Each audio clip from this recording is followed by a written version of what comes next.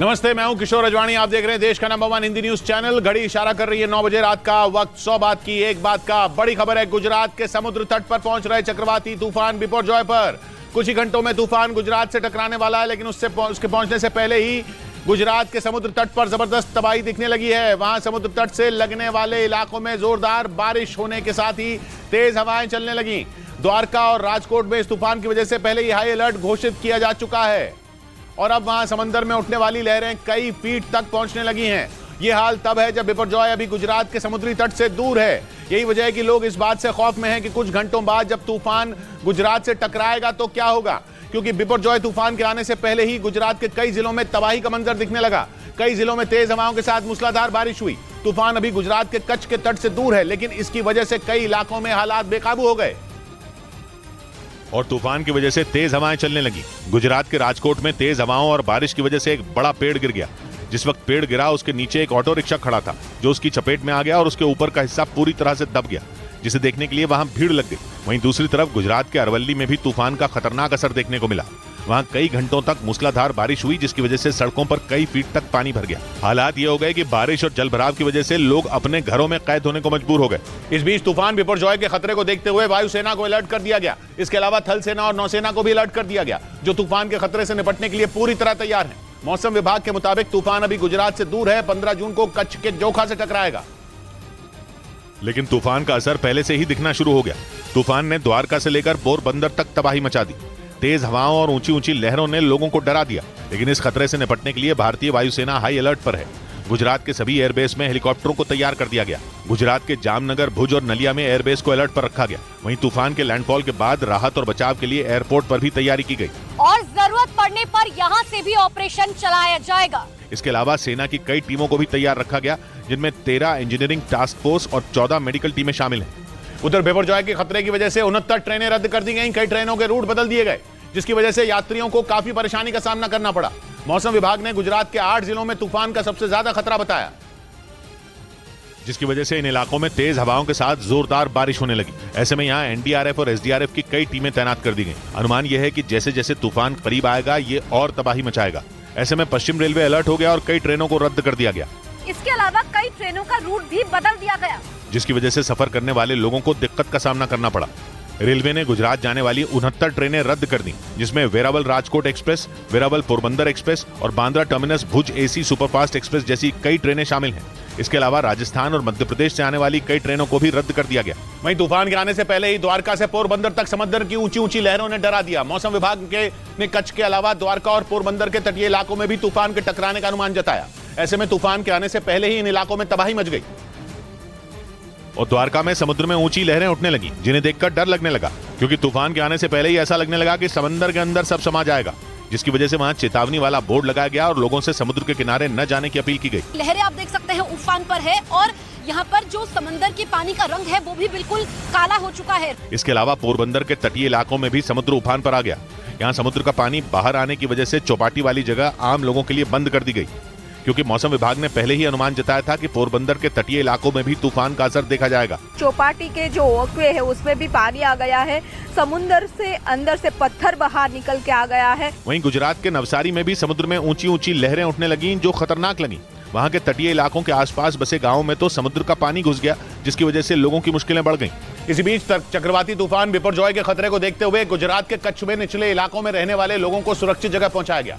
तूफान कई जिलों से होकर गुजरेगा और कई इलाकों में बहुत ज्यादा नुकसान की आशंका जताई गई, जिसके बाद वहां से लोगों को सुरक्षित जगह पर शिफ्ट किया गया। लेकिन जखौ इलाके के आखिरी गांव आशिरावाट के लोग अपना घर छोड़ना नहीं चाहते। बात सही है, गांव तो पूरा खाली कर रहा है, लेकिन हमारा गांव जो ढोर भैंस है उसके लिए चरोचार के लिए कौन करेगा। उधर कच्छ के मांडवी में प्रशासन ने मुनादी करवाई। लोगों को नगर पालिका की गाड़ी में बैठाकर सुरक्षित जगह भेजा गया। मांडवी बीच के आसपास जो इलाके हैं वहां से लोगों को निकाला जा रहा है। बताया गया कि मांडवी में करीब 200 घर हैं, जिनमें 50-60 छप्पर वाले घर हैं, जो तूफान में तिनके की तरह उड़ सकते हैं। उधर मौसम विभाग ने गुजरात में तूफान के दौरान तेज हवाओं के साथ मूसलाधार बारिश का अनुमान जताया, जिससे पेड़ों और बिजली के खंभों को भी नुकसान पहुंचने की आशंका जताई गई, जिसकी वजह से कई इलाकों की बिजली प्रभावित होने की आशंका जताई गई। इस परेशानी से निपटने के लिए बिजली विभाग ने करीब 600 टीमें तैनात की, जबकि सड़कों की मरम्मत और सफाई के लिए 115 टीमों को लगाया गया। वहीं स्वास्थ्य विभाग ने तूफान के खतरे को देखते हुए कमर कस ली। जिन जिलों में सबसे ज्यादा खतरा है वहां के अस्पतालों में जनरेटर की व्यवस्था की गई ताकि बिजली जाने के बाद भी काम प्रभावित न हो। इसके अलावा जरूरी दवाओं के इंतजाम के साथ साथ स्वास्थ्य कर्मचारियों की संख्या बढ़ा दी गई। वहीं इमरजेंसी के लिए करीब 239 एम्बुलेंस भी तैनात कर दी गई। वहीं बिपरजॉय तूफान से निपटने के लिए गुजरात के कई शहरों में एनडीआरएफ और एसडीआरएफ की टीमें तैनात कर दी गई, क्योंकि मौसम विभाग के मुताबिक ये तूफान कुछ ही घंटों में गुजरात के कच्छ से टकरा जाएगा और जैसे जैसे तूफान तट के करीब आएगा उसका असर बढ़ता जाएगा। और यही वजह रही कि बिपरजॉय तूफान के तट से टकराने से पहले ही गुजरात में इसका असर देखा गया, जिसे देखते हुए प्रशासन अलर्ट हो गया। गुजरात के 8 जिलों में एनडीआरएफ की 18 और एसडीआरएफ की 12 टीमों को तैनात किया गया। इसके अलावा बिपरजॉय तूफान से निपटने के लिए बीएसएफ और सेना को भी जरूरी सामान के साथ तैनात किया गया। गुजरात के कच्छ में 4, जामनगर में 2, मोरबी में 1, राजकोट में 3, देवभूमि द्वारका में 3, पोरबंदर में 1, सोमनाथ में 1, वलसाड़ में 1 और जूनागढ़ में भी 1 टीम तैनात कर दी गई, क्योंकि मौसम विभाग ने अनुमान जताया कि इन इलाकों में बिपरजॉय तूफान का ज्यादा असर देखा जाएगा, जिसे देखते हुए प्रशासन ने पहले से तैयारी कर ली। इस बीच गुजरात में बिपरजॉय तूफान से निपटने के लिए स्वास्थ्य विभाग भी पूरी तरह अलर्ट हो गया। इमरजेंसी सेवाओं के लिए अस्पताल तैयार किए गए, क्योंकि बिपरजॉय तूफान कुछ ही घंटों में गुजरात के कच्छ से टकराएगा, जिसमें भारी तबाही होने की आशंका जताई गई। इसी वजह से स्वास्थ्य विभाग को पूरी तैयारी के साथ अलर्ट मोड पर रहने के आदेश दे दिए गए। बिपरजॉय को लेकर बाद में जो आपात स्थिति अगर पैदा होती है तो यहाँ पर सारी तैयारियां कर ली गई है। न्यूज 18 की टीम गुजरात के कच्छ में मौजूद नलिया के सीएचसी केंद्र पहुंची, जहां आपात स्थिति से निपटने के लिए दवाइयों का स्टॉक बढ़ा दिया गया। इसके साथ ही ऑक्सीजन और अतिरिक्त बेड की भी व्यवस्था की गई।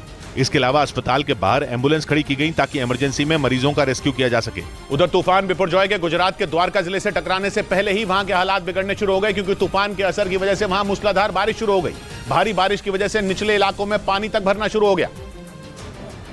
और तूफान बिपरजॉय के टकराने से पहले ही द्वारका में समंदर अपने विकराल रूप में दिखाई दिया। तूफान के असर की वजह से समंदर में करीब 20 फीट ऊंची लहरें उठ रही हैं। देखकर ऐसा लगा जैसे समंदर की ये लहरें किनारों को तोड़कर पूरे शहर को ही निकल जाएंगी। मौसम विभाग के मुताबिक कुछ ही घंटे बाद तूफान बिपरजॉय गुजरात के तट से टकराएगा, लेकिन उससे पहले ही वहाँ भयानक बारिश शुरू हो गई। जैसे जैसे तूफान पास आ रहा है, हवा की रफ्तार भी बढ़ती जा रही है। यहाँ पर ये तूफान दस्तक देगा बिपरजॉय, जिसमें हवा की जो गति होगी वो 120 से 150 किलोमीटर प्रति घंटे की रहेगी और यहाँ पर खड़े होना भी मुश्किल हो गया है। मौसम विभाग के मुताबिक द्वारका में तूफान का सबसे ज्यादा असर होगा। इसी वजह से प्रशासन ने जिले में रेड अलर्ट जारी कर दिया और लोगों के समंदर के नजदीक जाने पर भी रोक लगा दी। इसी बीच चक्रवाती तूफान बिपरजॉय के खतरे को देखते हुए गुजरात के द्वारका जिले में दूरदर्शन केंद्र परिसर में खड़े एक पुराने टावर को गिरा दिया गया, क्योंकि वो सुरक्षित नहीं था और तूफान आने पर इसके गिरने की संभावना थी, इसलिए प्रशासन ने एहतियातन इसे गिराने का फैसला किया। दूरदर्शन का ये टावर 35 साल पुराना था। टावर को गिराया गया है क्योंकि ये अनसेफ डिक्लेयर कर दिया था। बताया गया कि टावर कई जगह से टूट गया था और तूफान से अगर ये गिरता तो आसपास की इमारतों को नुकसान हो सकता था, लेकिन प्रशासन के आदेश पर एहतियातन इस टावर को गिरा दिया गया ताकि किसी तरह का कोई नुकसान न हो। हालांकि टावर गिराए जाने से दूरदर्शन परिसर की दीवार का एक हिस्सा टूट गया। वहीं चक्रवाती तूफान बिपरजॉय के आने से पहले ही गुजरात के कच्छ में तबाही का मंजर दिखने लगा। समंदर किनारे के इलाकों में हालात बिगड़ गए। तूफान के आने से पहले ही समंदर की ऊंची लहरें अपने साथ सब कुछ बहा ले जाने पर आमादा दिखी और तेज हवा की वजह से हालात और बिगड़ते नजर आए। कच्छ जिले के मांडवी में समंदर किनारे तूफान बिपरजॉय के आने से पहले ही तबाही का ट्रेलर दिखने लगा। 500 ऐसी दुकानें हैं, वहां तक पानी पहुंच जा रहा है और अगर यही ट्रेंड रहा तो ये समझिए कि ये सब ध्वस्त हो जाएंगे, तबाह हो जाएंगे। मौसम विभाग के मुताबिक चक्रवाती तूफान बिपरजॉय गुजरात के कच्छ जिले में समुद्री तट से टकराएगा। मतलब ये कि यहाँ तूफान का सबसे ज्यादा असर दिखेगा। बिपरजॉय के आने से पहले कच्छ के जखौ में तेज हवा के साथ मूसलाधार बारिश शुरू हो गई। कि अब ये साइक्लोन हिट नहीं हुआ, साइक्लोन हिट होगा तब क्या स्थिति होगी। अभी ये इससे पहले की स्थिति है, इतनी तेज हवाओं के साथ बारिश होती है। तूफान की वजह से ज्यादा नुकसान न हो, इस पर प्रशासन पूरी तरह अलर्ट है। समंदर किनारे के इलाकों से 37,000 से ज्यादा लोगों को सुरक्षित जगहों पर पहुंचा दिया गया। उधर मुंबई में भी तूफान बिपरजॉय का असर देखा गया। मौसम विभाग ने अनुमान जताया था कि गुजरात के अलावा महाराष्ट्र के तटीय इलाकों में भी तूफान का असर देखा जाएगा, जिसके बाद मुंबई में भी तूफान पर अलर्ट जारी कर दिया गया और हाई टाइड की चेतावनी जारी कर दी गई। तूफान के आने से पहले मुंबई में समुद्र में हलचल बढ़ गई और समुद्र में ऊंची ऊंची लहरें उठने लगीं, जिसकी वजह से समुद्र का पानी सड़क पर आ गया। ऐसे में प्रशासन ने लोगों से समुद्र के किनारे न जाने की अपील की और मुंबई के सभी बीचों को 15 जून तक बंद कर दिया। हाई टाइड के चलते जबरदस्त हलचल इस वक्त समुद्र में मची हुई है। देखिए बड़ी बड़ी जो लहरें हैं अब उठनी शुरू हो गई हैं। मौसम विभाग के मुताबिक मुंबई में करीब 50 से 55 किलोमीटर प्रति घंटा की रफ्तार से हवाएं चलेंगी। हालांकि महाराष्ट्र में तूफान का ज्यादा असर नहीं दिखेगा, लेकिन एहतियातन तीनों सेनाओं को अलर्ट कर दिया गया। इस बीच पाकिस्तान के कराची पर भी बिपरजॉय तूफान का बड़ा खतरा मंडरा रहा है। बताया गया कि यह तूफान कराची में तबाही मचा सकता है, जिसकी वजह से पाकिस्तान में सरकार ने अलर्ट जारी कर दिया। और लोगों से समंदर किनारे न जाने की अपील की गई। बताया गया कि भारत के साथ पाकिस्तान में भी बिपरजॉय तूफान तबाही मचा सकता है। कुछ ही घंटों में बिपरजॉय तूफान गुजरात के कच्छ और पाकिस्तान के कराची से टकराएगा, लेकिन तूफान का असर पहले से ही दिखना शुरू हो गया। कराची के तटीय इलाकों में समंदर उफान पर आ गया और ऊंची ऊंची लहरें उठती नजर आईं, जिसके खतरे को देखते हुए वहां की सरकार ने अलर्ट जारी कर दिया और सेना की तैनाती कर दी। साथ ही निचले इलाकों में रह रहे लोगों को रेस्क्यू किया जा रहा है। इधर गाजियाबाद में गेमिंग ऐप से धर्मांतरण मामले में पुलिस सूत्रों ने दावा किया कि आरोपी शाहनवाज उर्फ बद्दो ने नाबालिग लड़कों को बरगलाने और उनका धर्म बदलवाने की ट्रेनिंग ली थी, क्योंकि गेमिंग ऐप पर जिस तरीके से बद्दो धर्मांतरण करवाने में जुटा था वो कोई बच्चों का खेल नहीं है। और इसीलिए पुलिस को शक है कि बद्दो को हिंदू नाबालिग लड़कों का ब्रेन वॉश करने और उनका धर्म बदलवाने की ट्रेनिंग मिली थी। पुलिस सूत्रों के मुताबिक बद्दो गेमिंग ऐप से जिस तरीके से धर्मांतरण के लिए लोगों को जाल में फंसाता था वो आसान काम नहीं है। लेकिन इसके बाद भी वो महाराष्ट्र में बैठकर यूपी के गाजियाबाद में धर्मांतरण कराने में जुटा था। सूत्रों का कहना है कि जांच में पता चला कि कोरोना के दौरान बद्दो ने पहले ऑनलाइन गेम खेलने में महारत हासिल की। इसके बाद उसने जानबूझकर उन गेम को चुना जिन्हें खेलने वाले ज्यादातर नाबालिग थे। इसीलिए पुलिस को शक है कि ये सब कुछ किसी बड़ी साजिश का हिस्सा है। इस बीच पुलिस सूत्रों का कहना है कि गाजियाबाद में गेमिंग ऐप से हिंदू नाबालिग लड़कों के धर्मांतरण का मास्टरमाइंड शाहनवाज और बद्दो नहीं बल्कि कोई और है, बल्कि धर्मांतरण के इस खेल में बद्दो सिर्फ एक मोहरा है और उसकी डोर किसी और के हाथ में है, जिसने बद्दो को आगे रखकर गेमिंग ऐप से धर्मांतरण की पूरी साजिश रची। सूत्रों का कहना है कि गाजियाबाद पुलिस को बद्दो के मोबाइल फोन और लैपटॉप से कुछ ऐसे सबूत मिले जो ये इशारा कर रहे हैं कि गेमिंग ऐप से धर्मांतरण का मास्टरमाइंड कोई और है। पुलिस सूत्रों के मुताबिक करीब 3 साल से बद्दो धर्मांतरण के इस खेल में एक्टिव था और जिस तरह वो गेमिंग ऐप पर लड़कों को बरगला रहा था, ये सब उसके अकेले के बस की बात नहीं है। इसीलिए पुलिस को शक है कि धर्मांतरण के इस खेल का मास्टरमाइंड बद्दो नहीं है। सूत्रों का कहना है कि इसी वजह से पुलिस इस बात की जांच में जुटी है कि पिछले 3 साल से बद्दो किसके इशारे पर हिंदू नाबालिग लड़कों का धर्म बदलवाने में जुटा था। और सूत्रों के मुताबिक गेमिंग ऐप से धर्मांतरण के आरोपी बद्दो के मोबाइल फोन से गाजियाबाद पुलिस को पाकिस्तान के करीब 30 मोबाइल नंबर मिले, जिनकी जांच की जा रही है। 11 जून को बद्दो को महाराष्ट्र के रायगढ़ से गिरफ्तार करने के बाद एक रोज पहले उसे ट्रांजिट रिमांड पर यूपी के गाजियाबाद लाया गया। और पुलिस सूत्रों का दावा है कि पूछताछ के दौरान बद्दो ने धर्मांतरण की साजिश से जुड़े कई राज उगल दिए। पुलिस को बद्दो के पास से 2 मोबाइल फोन मिले, जिनमें पाकिस्तान के कई मोबाइल नंबर हैं। इसीलिए पुलिस को शक है कि धर्मांतरण का यह खेल पाकिस्तान के इशारे पर चल रहा था। इनके फोन पे 30 के लगभग पाकिस्तान के फोन नंबर सेव्ड होना मिला है, जिनकी जांच की जा रही है। पुलिस के मुताबिक उसके मोबाइल फोन पर 6 ईमेल अकाउंट एक्टिव थे, जिनमें 2 गेमिंग ऐप से जुड़े थे, जबकि एक अकाउंट पर पाकिस्तान से कुछ ईमेल आए हुए थे। इसी वजह से पुलिस बद्दो के पाकिस्तान कनेक्शन को भी खंगालने में जुटी है। इस बीच पुलिस सूत्रों का दावा है कि गाजियाबाद में गेमिंग ऐप से धर्मांतरण के आरोपी बद्दो से पूछताछ के दौरान करीब 250 सवाल पूछे गए, ताकि धर्मांतरण की पूरी साजिश से पर्दा उठाया जा सके। सूत्रों के मुताबिक गाजियाबाद पुलिस के अलावा खुफिया एजेंसियां भी बद्दो से पूछताछ में जुटी हैं और ये पता लगाने की कोशिश की गई कि धर्मांतरण के इस पूरे खेल में कितने लोग शामिल हैं, क्योंकि पुलिस सूत्रों के मुताबिक धर्मांतरण की इस पूरी साजिश के पीछे एक बड़ा गैंग काम कर रहा था, जिससे पर्दा उठाने के लिए गेमिंग ऐप से धर्म बदलवाने के आरोपी बद्दो से गाजियाबाद पुलिस के साथ खुफिया एजेंसियों ने करीब 250 सवाल पूछे। इनमें बद्दो ने अब तक कितने धर्मांतरण करवाए, पाकिस्तान से उसे किस तरह की फंडिंग की गई और वो किसके इशारे पर काम कर रहा था, जैसे कई सवाल शामिल थे। पुलिस ने यह भी जानने की कोशिश की कि वो कैसे नाबालिग लड़कों की पहचान करता था। सूत्रों का कहना है कि पूछताछ में बद्दो पुलिस को गुमराह करने के लिए न सिर्फ बयान बदलता रहा, बल्कि उसने बातों को घुमाने की भी कोशिश की। वहीं सूत्रों के मुताबिक गाजियाबाद में गेमिंग ऐप से धर्मांतरण के आरोपी बद्दो पर पुलिस NSA यानी राष्ट्रीय सुरक्षा कानून के तहत बड़ी कार्रवाई करने की तैयारी में है। ऐसा इसलिए क्योंकि जांच के दौरान धर्मांतरण के तार पाकिस्तान से जुड़ते दिख रहे हैं और पुलिस को बद्दो के पास से कुछ संदिग्ध नंबर और ईमेल अकाउंट मिले हैं, जिनका कनेक्शन पाकिस्तान से है। आरोप है कि पाकिस्तान के इशारे पर बद्दो देश विरोधी गतिविधियों को अंजाम देने में जुटा था। सूत्रों के मुताबिक बद्दो न सिर्फ धर्मांतरण करवाने में जुटा था, बल्कि देश का माहौल बिगाड़ने की साजिश भी रच रहा था। इसीलिए पुलिस बद्दो को देश के लिए खतरा मानते हुए उस पर NSA यानी नेशनल सिक्योरिटी एक्ट के तहत कार्रवाई करने की तैयारी में है। सूत्रों का कहना है कि खुफिया एजेंसियां इस बात का भी पता लगा रही हैं कि पिछले 3 साल में बद्दो ने कितनी बार इन संदिग्ध नंबरों पर बातचीत की। उधर यूक्रेन और रूस की जंग के बीच पुतिन के वफादारों में शामिल दिमित्री मेदवेदेव ने धमकी दे डाली कि अब रूस आराम से अपने दुश्मन देशों की समंदर के अंदर बिछी इंटरनेट केबलों को तबाह कर सकता है और कोई उसे कुछ कह तक नहीं पाएगा। मेदवेदेव की इस धमकी के पीछे पिछले हफ्ते छपी वो रिपोर्ट है, जिसमें दावा किया गया था कि यूक्रेन रूस की नॉर्थ स्ट्रीम गैस पाइपलाइनों में ब्लास्ट करने का प्लान बनाकर बैठा था और अमेरिका ये जानता था।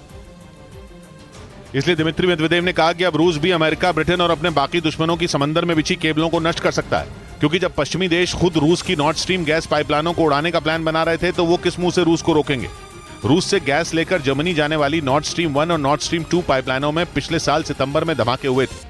फिर पिछले हफ्ते अमेरिका के अखबार द वॉशिंगटन पोस्ट ने रिपोर्ट छाप दी कि यूक्रेन भी उन पाइपलाइनों पर हमला करने की फिराक में था और अमेरिका को उसके प्लान की सारी जानकारी पाइपलाइनों में धमाके से 3 महीने पहले से ही थी। इसी बात पर मेदवेदेव ने चेतावनी दे डाली। इस बीच रूस के पड़ोसी और दोस्त बेलारूस ने दावा किया कि उसके यहां रूस के परमाणु हथियार पहुंचने शुरू हो गए हैं और उनमें कुछ परमाणु बम तो दूसरे विश्व युद्ध में जापान पर गिराए गए परमाणु बमों से भी ताकतवर हैं। मार्च में ही पुतिन ने ऐलान किया था कि रूस अपने कुछ परमाणु हथियार बेलारूस में तैनात करेगा, लेकिन रूस ने उन परमाणु हथियारों की तैनाती का वक्त जुलाई बताया था। पिछले हफ्ते भी पुतिन ने खुद बेलारूस के राष्ट्रपति अलेक्जेंडर लुकाशेंको से कहा था कि 7-8 जुलाई तक बेलारूस में रूस के परमाणु हथियारों को रखने का बंदोबस्त हो जाएगा और उसके बाद रूस के न्यूक्लियर बम वहां पहुंचने लगेंगे। लेकिन लुकाशेंको ने एक इंटरव्यू में कहा कि बेलारूस ने रूस के परमाणु हथियारों की डिलीवरी लेनी शुरू कर दी है और तो और उनमें कुछ न्यूक्लियर बम तो दूसरे विश्व युद्ध में जापान के हिरोशिमा और नागासाकी पर गिराए गए परमाणु बमों से भी 3 गुना ज्यादा खतरनाक है। यानी बेलारूस ने यूक्रेन और अमेरिका को सीधी सीधी धमकी दे डाली, क्योंकि बेलारूस यूक्रेन का भी पड़ोसी है और जापान पर बम अमेरिका ने गिराए थे और वो रूस का सबसे बड़ा दुश्मन है। उधर रूस की सरकारी न्यूज एजेंसी टास ने दावा किया कि डॉनबास इलाके में यूक्रेन की सेना ने रूस के सामने सरेंडर कर दिया। बताया गया कि ज़ेलेंस्की की फौज की उस टुकड़ी को रूसी सैनिकों ने चारों तरफ से घेर लिया था, जिसके बाद उसके सामने सरेंडर करने के अलावा कोई और चारा ही नहीं बचा। रूसी न्यूज एजेंसी टास के मुताबिक यूक्रेन के जिन सैनिकों ने डॉनबास में सरेंडर किया उनमें कई जवान बुरी तरह घायल थे, जिन्हें अपनी मौत का डर सता रहा था। इसीलिए उन्होंने रूसी सैनिकों से उनकी जान बचाने में मदद करने की अपील की और इसके बदले सरेंडर का प्रस्ताव रखा। बताया गया कि इस दौरान यूक्रेन के करीब 8 से 10 जवानों ने रूसी फौज के आगे हथियार डाल दिए, जिसके बाद उन्हें इलाज के लिए भर्ती करा दिया गया। इस बीच यूक्रेन में राष्ट्रपति ज़ेलेंस्की के शहर क्रीवी रीह पर हुए हमले में मरने वालों की संख्या बढ़कर 11 हो गई। क्रीवी रीह में ही ज़ेलेंस्की पैदा हुए थे। वहां एक रोज पहले पुतिन की सेना ने क्रूज मिसाइल गिरा दी थी, जिसके बाद चारों तरफ अफरा तफरी मच गई और वहां आग लग गई। क्रूज मिसाइल गिरने से वहां हर तरफ मलबा बिखर गया। पुतिन की सेना ने यूक्रेन के क्रीवी रीह शहर में एक 5 मंजिला रिहायशी इमारत को निशाना बनाकर मिसाइल दागी थी। इस भयानक हवाई हमले में 11 लोगों की जान चली गई और 30 लोग जख्मी हो गए। दक्षिणी यूक्रेन के इसी क्रीवी रीह शहर में यूक्रेन के राष्ट्रपति व्लादिमीर ज़ेलेंस्की पैदा हुए थे। क्रीवी रीह पर हुए हमले को उन्होंने रूस की तरफ से किया गया आतंकी हमला बताया। Свідомий російський удар по звичайному місту лише हमले वाली जगह पर राहत और बचाव के लिए अलग अलग टीमें लगा दी गईं। यूक्रेन की सेना ने दावा किया कि बीते 10 दिन में रूस की तरफ से किया गया ये सबसे भयानक हमला था। उधर रूस के राष्ट्रपति पुतिन दुनिया को भूखों मरने की तैयारी में। पुतिन बहुत जल्द यूक्रेन के साथ हुए काला सागर अनाज समझौते को रद्द कर सकते हैं। रूस के मीडिया को दिए गए एक इंटरव्यू के दौरान पुतिन ने साफ कहा कि पश्चिमी देशों ने अगर यूक्रेन को हथियारों की सप्लाई बंद नहीं की तो वो काला सागर अनाज समझौते को रद्द कर देंगे, जिससे दुनिया के कई देशों में अनाज की भारी किल्लत हो जाएगी और कई देशों में भयानक भुखमरी आ जाएगी। असल में पिछले साल जुलाई महीने में संयुक्त राष्ट्र संघ और तुर्की की कोशिशों के बाद दोनों देशों के बीच काला सागर अनाज समझौता हुआ था, जिसके तहत रूस ने हामी भरी थी कि वो अपने कब्जे वाले काला सागर के रास्ते यूक्रेन से होने वाले अनाज निर्यात में रुकावट नहीं डालेगा। हालांकि उस समझौते के दौरान पुतिन ने कई शर्तें रखी थी और अब उन्होंने संयुक्त राष्ट्र संघ और पश्चिमी देशों पर उन शर्तों को पूरा नहीं करने का आरोप लगाया। पुतिन की नाराजगी सबसे ज्यादा इस बात पर है कि पश्चिमी देशों ने समझौते की शर्तों के बाद भी यूक्रेन को लगातार हथियारों की सप्लाई की। इधर मुंबई के मीरा रोड हत्याकांड में आरोपी मनोज साने का दूसरी महिलाओं के साथ भी संबंध होने की बात सामने आई। मनोज साने पर 4 जून को अपनी लिव इन पार्टनर सरस्वती की हत्या करने और पेड़ काटने वाली कटर मशीन से शव के टुकड़े करने का आरोप है। पुलिस सूत्रों से मिली जानकारी के मुताबिक मनोज साने काफी समय से एक डेटिंग ऐप पर एक्टिव था और वो कई महिलाओं के साथ बातचीत करता था। पुलिस सूत्रों के मुताबिक जांच में दूसरी महिलाओं के साथ आरोपी मनोज साने की चैट पुलिस को मिली है। पुलिस सूत्रों का दावा है कि इसी बात को लेकर मनोज और उसकी लिव इन पार्टनर सरस्वती के बीच लगातार झगड़े हो रहे थे। पुलिस सूत्रों के मुताबिक आरोपी मनोज के मोबाइल की जांच के दौरान जानकारी मिली कि वो सेक्स एडिक्ट था। पुलिस को उसके फ्लैट से HIV पॉजिटिव होने पर खाई जाने वाली कुछ दवाएं भी मिली। हालांकि पुलिस को मनोज साने की मेडिकल रिपोर्ट का इंतजार है, जिससे ये साफ हो जाएगा कि वो HIV पॉजिटिव था या नहीं। पुलिस ने अब तक मीरा रोड हत्याकांड में आरोपी मनोज साने और सरस्वती से जुड़े 25 लोगों के बयान दर्ज किए हैं। इस बीच मुंबई के मीरा रोड हत्याकांड में पुलिस सूत्रों के हवाले से खबर है कि आरोपी मनोज साने ने अपनी लिव इन पार्टनर सरस्वती के शव के 35 टुकड़े किए थे। पुलिस के मुताबिक 7 जून को मनोज साने के घर से शव के टुकड़े बरामद किए गए थे और जब उनकी फोरेंसिक जांच की गई तो पता चला कि आरोपी मनोज साने ने सरस्वती की हत्या करने के बाद उसके शव के 35 टुकड़े किए। पुलिस सूत्रों के मुताबिक आरोपी मनोज साने ने 3 जून की रात को 10 से 12 बजे के बीच इस वारदात को अंजाम दिया था। आरोप है कि उसने सोची समझी साजिश के तहत ये मर्डर किया, क्योंकि मनोज साने ने इस हत्या से कुछ महीने पहले ही पेड़ और मार्बल काटने वाली मशीनें खरीदी थी। पुलिस जांच में ये बात भी सामने आई कि मनोज साने ने कुछ साल पहले सरस्वती से मंदिर में शादी कर ली थी, लेकिन उसके बाद उसने कई महिला दोस्त बना ली, जिसकी वजह से उन दोनों के बीच रोजाना झगड़े होते थे। इधर पंजाब पुलिस ने लुधियाना में करोड़ों रुपए की लूटपाट के एक मामले को सुलझा लिया। पुलिस के मुताबिक लुटेरों का एक गिरोह एक निजी कंपनी के दफ्तर से करीब 8.5 करोड़ रुपए लूटकर फरार हो गया था, जिसके 5 सदस्यों को पंजाब पुलिस ने लुधियाना के पास मौजूद एक गांव से गिरफ्तार कर लिया। उनके पास से लूट की आधी रकम भी बरामद कर ली गई। ਜਦੋਂ ਇਹਨਾਂ ਨੇ ਸਾਰਾ ਚੈੱਕ ਕਰਕੇ ਸਾਨੂੰ ਫਿਗਰ ਦਿੱਤੀ, ਕਹਿੰਦੇ ਜੀ ਸਾਡੀ ਚੋਰੀ ਹੈ ਜਿਹੜੀ ਉਹ 8 ਕਰੋੜ 49 ਲੱਖ ਦੀ ਹੋਈ ਹੈ। पंजाब पुलिस ने दावा किया कि 8.5 करोड़ रुपए की लूट की प्लानिंग इस गिरोह की मुखिया मनदीप कौर ने की थी, जिसकी तलाश में पुलिस की टीमें लगा दी गईं। पंजाब पुलिस के मुताबिक इस लूटपाट में कुल 9 लोग शामिल थे, जिनमें 5 लोगों को गिरफ्तार कर लिया गया और बाकी 4 लोगों की तलाश तेज कर दी गई। इस बीच पंजाब के फिरोजपुर में बीएसएफ यानी बॉर्डर सिक्योरिटी फोर्स ने पाकिस्तान से भेजे गए 2.5 किलो से ज्यादा ड्रग्स बरामद कर लिए, जिसकी कीमत करोड़ों में बताई गई। और ये ड्रग्स ड्रोन के जरिए पाकिस्तान से भेजे गए थे, लेकिन इसकी जानकारी मिलने पर बीएसएफ यानी बॉर्डर सिक्योरिटी फोर्स ने फिरोजपुर के मबोके गांव में तलाशी अभियान चलाया। इस दौरान बीएसएफ के जवानों ने एक खेत से एक काले रंग का बैग बरामद किया, जिसमें 3 छोटे पैकेट में 2.5 किलो से ज्यादा हेरोइन थी, जिसे पाकिस्तान की तरफ से ड्रोन के जरिए वहां गिराया गया था। लेकिन बीएसएफ के जवानों ने पाकिस्तान की इस नापाक साजिश को कामयाब नहीं होने दिया। उधर जम्मू कश्मीर के बारामूला जिले में पुलिस ने 9 तस्करों को दबोच लिया, जिनके पास से नशीला पदार्थ भी जब्त किया गया। पुलिस के मुताबिक ये लोग जम्मू कश्मीर के युवाओं में नशे की लत फैलाने की कोशिश में लगे थे, लेकिन पुलिस की मुस्तैदी ने इनकी साजिश को नाकाम कर दिया। पकड़े गए तस्करों के पास से 2 किलोग्राम हेरोइन और करीब 70 लाख रुपए बरामद किए गए। पकड़े गए 9 तस्करों में एक महिला भी शामिल है। इन लोगों को जम्मू कश्मीर के अलग अलग जिलों में नशीला पदार्थ पहुंचाने की जिम्मेदारी मिली थी। पुलिस के मुताबिक सीमा पार बैठे आतंकी इन तस्करों के जरिए जम्मू कश्मीर में नशे की खेप भेजते थे, जिन्हें पुलिस ने पकड़ लिया और बड़ी साजिश को नाकाम कर दिया। इस बीच पाकिस्तान के अखबार डॉन ने दावा किया कि सेना की सख्ती के आगे इमरान खान के सुर बदल गए। ऐसी आशंका जताई जा रही थी कि 9 मई को हुई हिंसा के बाद पाकिस्तानी सेना के कानून के तहत इमरान खान को सजा सुनाई जा सकती है। और पाकिस्तानी अखबार डॉन ने दावा किया कि सेना के इसी डर से इमरान खान के तेवर ठंडे पड़ गए। एक इंटरव्यू के दौरान इमरान खान ने ऐलान कर दिया कि अगर जरूरत पड़ी तो वो खुद पाकिस्तान के सेना प्रमुख आसिम मुनीर से इस मामले में बात करने के लिए तैयार हैं। लेकिन उन्होंने ये भी कहा कि वो पाकिस्तान के प्रधानमंत्री शहबाज शरीफ या फिर सरकार के किसी भी मंत्री से बातचीत नहीं करेंगे, क्योंकि इमरान का मानना है कि पाकिस्तान की सरकार में बैठे लोगों के पास फैसले लेने की ताकत नहीं है। यही वजह है कि उनसे बात करना बेकार होगा। उधर पाकिस्तान की सुरक्षा एजेंसियों ने आतंकी संगठन टीटीपी यानी तहरीके तालिबान पाकिस्तान पर बच्चों को मानव बम बनाने का आरोप लगाया। सबूत के तौर पर पाकिस्तान की तरफ से एक बच्चे की तस्वीर भी जारी की गई, जिसमें वो बच्चा आत्मघाती जैकेट पहना दिखा, जिस पर टीटीपी लिखा हुआ था। इसी वजह से पाकिस्तान का आरोप है कि टीटीपी अपने खतरनाक मंसूबों को पूरा करने के लिए बच्चों को मानव बम बना रहा है। यही नहीं, तस्वीर में वो बच्चा हाथ में घातक हथियार लिए भी नजर आया। मतलब पाकिस्तान का तालिबान कहे जाने वाला टीटीपी शहबाज शरीफ सरकार को घुटनों पर लाने के लिए बच्चों को बम बना रहा है। पाकिस्तान का आरोप है कि कुछ रोज पहले टीटीपी ने उत्तरी वजीरिस्तान से 2 बच्चों का अपहरण किया था, जिन्हें वो अब आत्मघाती हमलावर बनाने में जुटा है। इसीलिए पाकिस्तान ने उन इलाकों में रहने वाले लोगों से बच्चों के गायब होने पर फौरन सूचना देने की अपील की, ताकि बच्चों को मानव बम बनने से रोका जा सके। इस बीच अंतर्राष्ट्रीय क्रेडिट रेटिंग एजेंसी मूडीज ने दावा किया कि आर्थिक संकट में फंसे देशों को कर्ज देने वाली संस्था IMF पाकिस्तान पर भड़क उठी। इसके पीछे की वजह पाकिस्तान का बजट है, जिस पर IMF ने आपत्ति जताई। और इसी वजह से मूडीज ने अपनी रिपोर्ट में यह दावा किया कि IMF ने पाकिस्तान को बजट में सुधार करने की सलाह दी। मीडिया रिपोर्ट के मुताबिक पाकिस्तान ने भी माना कि IMF उसके नए बजट से खुश नहीं है और वो चाहता है कि पाकिस्तान पेट्रोल और डीजल पर टैक्स को और बढ़ाए। मूडीज ने यह चेतावनी ऐसे वक्त में दी जब शहबाज सरकार IMF के सामने कर्ज के लिए गिड़गिड़ा रही है। रेटिंग एजेंसी मूडीज ने अपनी रिपोर्ट में दावा किया कि अगर पाकिस्तान को कर्ज नहीं मिला तो वो दिवालिया घोषित हो सकता है। उधर मीडिया रिपोर्ट के हवाले से खबर है कि अमेरिका को ब्लैकमेल करने के लिए पाकिस्तान रूस के तेल का इस्तेमाल करने में जुटा है। इससे पहले पाकिस्तान ने अमेरिका की बात न मानकर रूस से कच्चे तेल की मांग की थी और पाकिस्तान की हालत पर तरस खाकर रूस ने हाल ही में उसे सस्ती दर पर 45,000 टन कच्चे तेल की पहली खेप भेज दी। लेकिन खबर है कि रूस के इस तेल के जरिए पाकिस्तान अमेरिका को ब्लैकमेल करने की कोशिश कर रहा है। वो चाहता है कि उसके इस कदम से घबराकर अमेरिका आर्थिक संकट में फंसे देशों को मदद करने वाली संस्था IMF के ऊपर दबाव बनाए, ताकि उसे बेल आउट पैकेज मिलने का रास्ता साफ हो सके। माना जा रहा है कि पाकिस्तान ये दिखाने की कोशिश में जुटा है कि अगर अमेरिका ने IMF से उसे कर्ज नहीं दिलवाया तो वो रूस की शरण में चला जाएगा, और अगर ऐसा हो गया तो पाकिस्तान में सैन्य अड्डा बनाने का अमेरिका का सपना टूट जाएगा। इस बीच पश्चिमी मीडिया ने दावा किया कि नेटो देश जर्मनी ने अमेरिका को झटका देते हुए ईरान से तेल खरीदने की एक बड़ी डील कर डाली, जबकि अमेरिका परमाणु बम बनाने की जिद पर अड़े ईरान पर कई तरह के प्रतिबंध लगा चुका है। लेकिन जर्मनी ने अमेरिका के इस फैसले के बावजूद ईरान से तेल खरीदने का सौदा कर लिया, जिसका मतलब यह है कि नेटो का सदस्य जर्मनी अब पुतिन के दोस्त ईरान के साथ कारोबार करेगा।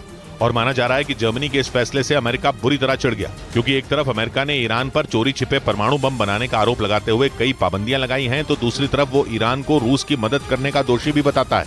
क्योंकि यूक्रेन जंग में रूस ने ईरान से मिले शाहिद 136 ड्रोन के दम पर वहां जमकर तबाही मचाई।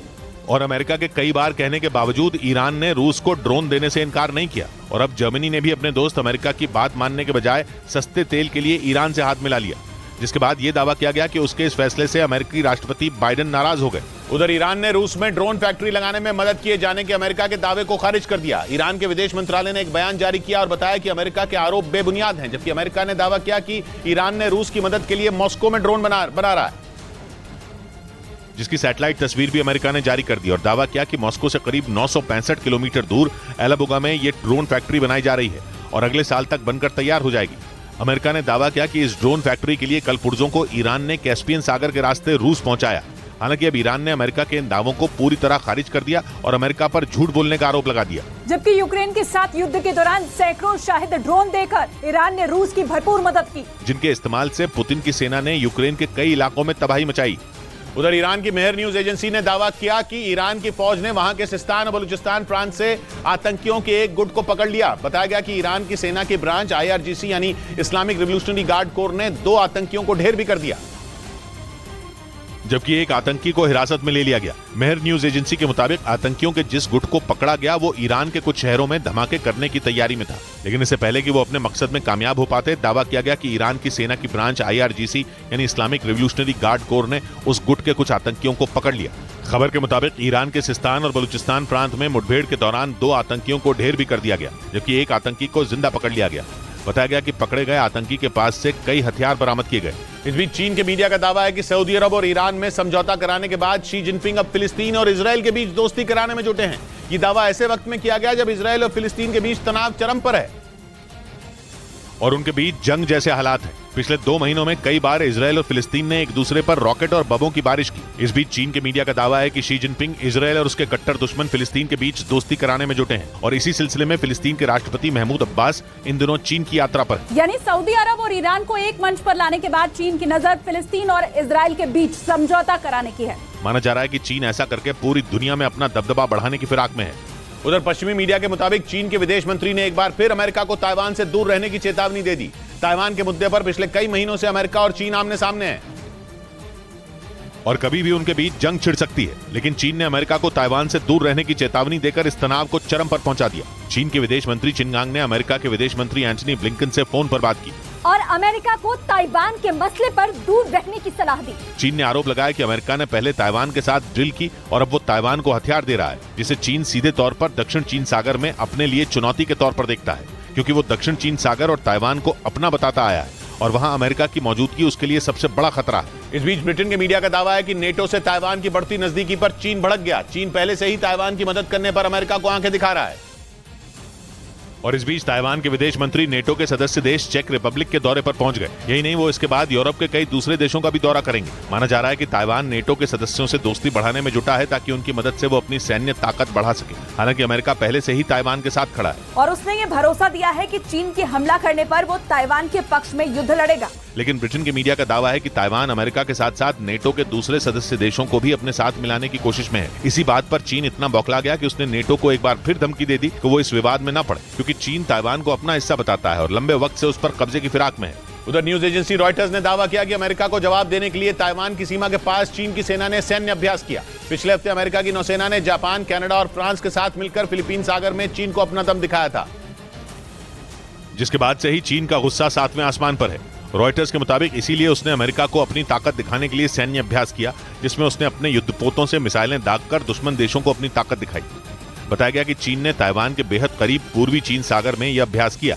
यानी अगर अमेरिका ने जापान, कनाडा और फ्रांस के साथ मिलकर फिलीपीन सागर में दम दिखाया तो चीन भी हाथ पर हाथ रखकर बैठा नहीं रहा, उसने भी अमेरिका को अपनी ताकत दिखाने की कोशिश की। इधर बिहार के मुजफ्फरपुर जिले में पुलिस और लुटेरों के बीच मुठभेड़ हो गई। इस दौरान 3 लुटेरों को गोली लग गई। पकड़े गए लुटेरों के पास से हथियार और लूटे गए रुपए बरामद हुए। पुलिस के मुताबिक कुछ दिन पहले एक फाइनेंस कंपनी में 27 लाख रुपए की लूट हुई थी, जिसमें ये लुटेरे शामिल थे और तभी से पुलिस को इनकी तलाश थी। लुटेरों के बारे में सूचना मिलने पर पुलिस टीम ने घेराबंदी की, लेकिन लुटेरों ने पुलिस टीम पर फायरिंग कर दी। घेराबंदी के दौरान जब उनकी बोलेरो को रोका गया तो उन्होंने रुकते ही शायद जो पुलिस के ऊपर फायर किया, जिसके बाद पुलिस ने भी जवाबी कार्रवाई की, जिसमें तीनों लुटेरों को गोली लग गई। बाद में घायल लुटेरों को पुलिस ने अस्पताल भेज दिया। लुटेरों के पास से 2 पिस्तौल, कई कारतूस और लूटे गए 9 लाख रुपए बरामद हुए। उधर उत्तर प्रदेश के मथुरा में बदमाशों के साथ पुलिस की मुठभेड़ हो गई, जिसमें 3 बदमाश घायल हो गए, जबकि पुलिस ने उनके 4 साथियों को भी दबोच लिया। जिन पर नोएडा से आगरा के बीच यमुना एक्सप्रेसवे पर गाड़ियों पर पत्थरबाजी करके लूटपाट करने का आरोप है। पुलिस ने बताया कि बीते 1 महीने में यमुना एक्सप्रेसवे पर लूटपाट की कई घटनाएं सामने आईं, जिसके बाद मथुरा पुलिस की एक टीम ने लूट की वारदात को अंजाम देने वाले बदमाशों की घेराबंदी की। इस दौरान बदमाशों ने पुलिस टीम पर फायरिंग कर दी। जवाबी कार्रवाई में 3 बदमाशों को पुलिस की गोली लगी। बदमाशों से मुठभेड़ हुई, जिसमें 7 बदमाश पकड़े गए हैं। 3 बदमाशों को गोली लगी है, वो घायल हैं। घायल बदमाशों को अस्पताल में भर्ती कराया गया, जबकि मुठभेड़ के दौरान भाग रहे उनके 4 साथियों को भी पुलिस ने दबोच लिया। पकड़े गए बदमाशों के पास से पिस्तौल, कारतूस और चाकू बरामद किया गया। इस बीच बिहार के गया से एक हैरान करने वाला मामला सामने आया। वहां बाल सुधार गृह में एक नाबालिग लड़के के संदिग्ध हालात में मौत हो गई और नाबालिग की मौत से बाल सुधार गृह में हड़कंप मच गया, क्योंकि आरोप है कि उस नाबालिग के साथ मारपीट की गई थी, जिसके बाद उसके परिवार वालों ने हत्या का आरोप लगाया। पुलिस कस्टडी में हुआ और जेल प्रशासन और हमारे प्रतिद्वंदी दोनों के मिलीभगत से ये काम हुआ है। वहीं उसके वकील के मुताबिक वो नाबालिग जमीन विवाद के एक मामले में बंद था और वो बाल सुधार गृह से निकलने वाला था, लेकिन उससे पहले ही उसकी संदिग्ध हालात में मौत हो गई। वहीं इस मामले में पुलिस की तरफ से विशेष जांच टीम गठित कर दी गई। उधर जम्मू कश्मीर भूकंप के झटकों से फिर दहिल गया।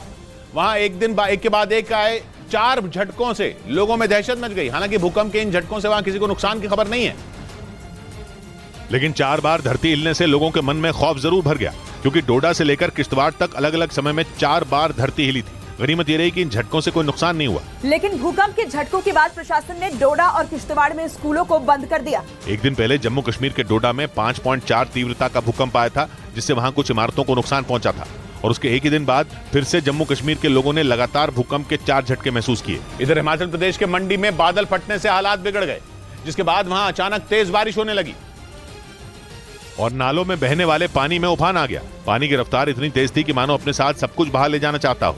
नालों में पानी का स्तर इतना बढ़ गया कि उसके किनारे रहने वाले लोग अपने घरों को छोड़कर चले गए। बादल फटने के बाद तेज बारिश ने हालात और बिगाड़ दिए। 2 गाड़ियां पानी के तेज बहाव में बह गईं। वहीं कई इलाकों में बिजली चली गई। मौसम विभाग ने हिमाचल प्रदेश के कई हिस्सों में 17 जून तक बारिश होने का अनुमान जताया, साथ ही येलो अलर्ट भी जारी किया। उधर यूक्रेन ने डोनेस्क इलाके में तैनात रूस की सेना पर हमले का दावा किया। यूक्रेन की सेना ने इसका एक वीडियो भी जारी किया, जिसमें एक जोरदार धमाका होता दिखा और फिर चारों तरफ धुएं का गुबार उठता नजर आया। वहीं पलक झपकते ही एक और धमाका हुआ। यूक्रेन ने इस वीडियो को जारी करते हुए दावा किया कि उसकी मिसाइलों ने रूस की 2 तोपों को तबाह कर दिया, जो यूक्रेन के डोनेस्क इलाके में तैनात थी। इससे पहले यूक्रेन ने दावा किया कि उसने डोनेस्क के 4 गांवों को रूस के कब्जे से छुड़ा लिया और इसका एक वीडियो भी जारी किया, जिसमें यूक्रेन के सैनिक डोनेस्क में यूक्रेन का झंडा लहराते दिखे। इस बीच पश्चिमी मीडिया ने दावा किया कि यूक्रेन में जारी जंग में कादिरव के करीबी कमांडर बुरी तरह जख्मी हो गए, जबकि यूक्रेन ने दावा किया कि उसने जंग के दौरान कादिरव के कमांडर को मार डाला, लेकिन रूस ने उसके दावे को नकार दिया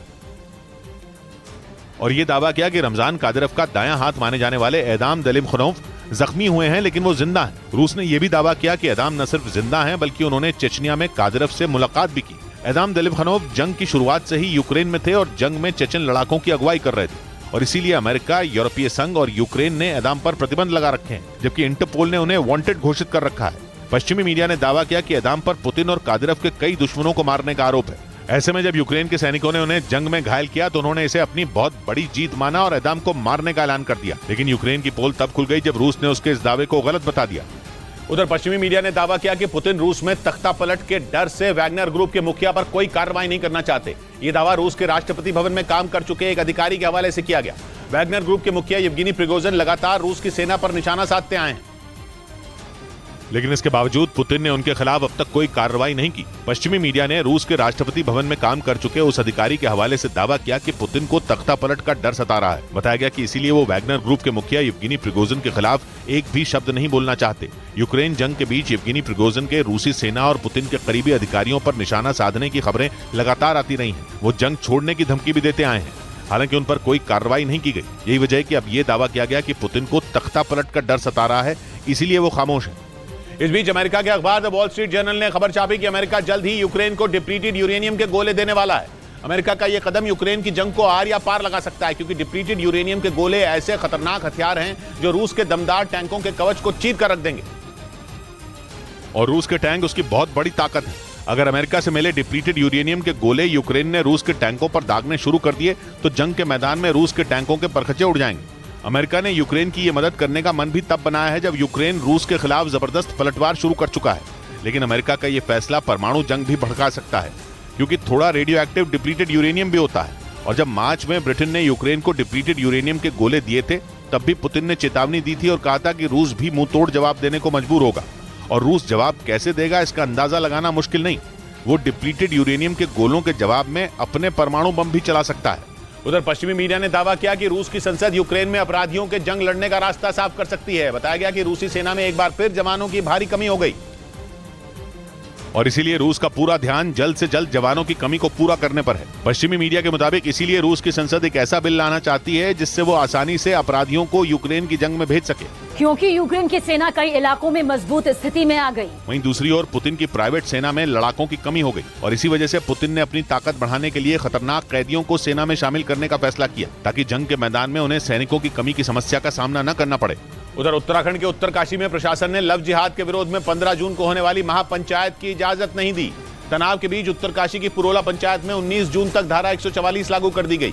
यही नहीं, वहां शांति के लिए बैठक भी हुई क्योंकि पुरोला में 26 मई को एक नाबालिग के अपहरण की कोशिश के बाद लव जिहाद के मुद्दे ने तूल पकड़ लिया। इसके विरोध में कुछ हिंदूवादी संगठनों ने महापंचायत भी बुलाई और लगातार प्रदर्शन करते रहे। यही नहीं, पुरोला से पलायन भी शुरू हो गया, जिससे उत्तरकाशी के पुरोला में तनाव बढ़ गया, जिसे कम करने के लिए प्रशासन ने वहां फ्लैग मार्च किया। यही नहीं, पुरोला में धारा 144 लागू कर दी गई और प्रशासन ने दो टूक बोल दिया कि उसने महापंचायत की इजाजत नहीं दी। किसी को भी जो है किसी भी तरह की महापंचायत करने की परमिशन नहीं दी गई है। लेकिन बीएचपी समेत बाकी हिंदूवादी संगठन महापंचायत बुलाने पर अड़े रहे। महापंचायत का परिषद ने निर्णय लिया है कि महापंचायत 15 तारीख को नगर क्षेत्र पुरोला में होगी। यानी महापंचायत के मुद्दे पर उत्तरकाशी के पुरोला में तनाव बढ़ गया, जिसे कम करने के लिए प्रशासन और सरकार ने कमर कस ली और पुरोला के बाजारों में सुरक्षा बल चप्पे चप्पे पर नजर रखते दिखे। इस बीच पुरोला में महापंचायत के मुद्दे पर सुप्रीम कोर्ट ने हस्तक्षेप से इनकार कर दिया और याचिकाकर्ता से दो टूक बोल दिया कि इस तरह के मामलों के लिए हाई कोर्ट जाना चाहिए।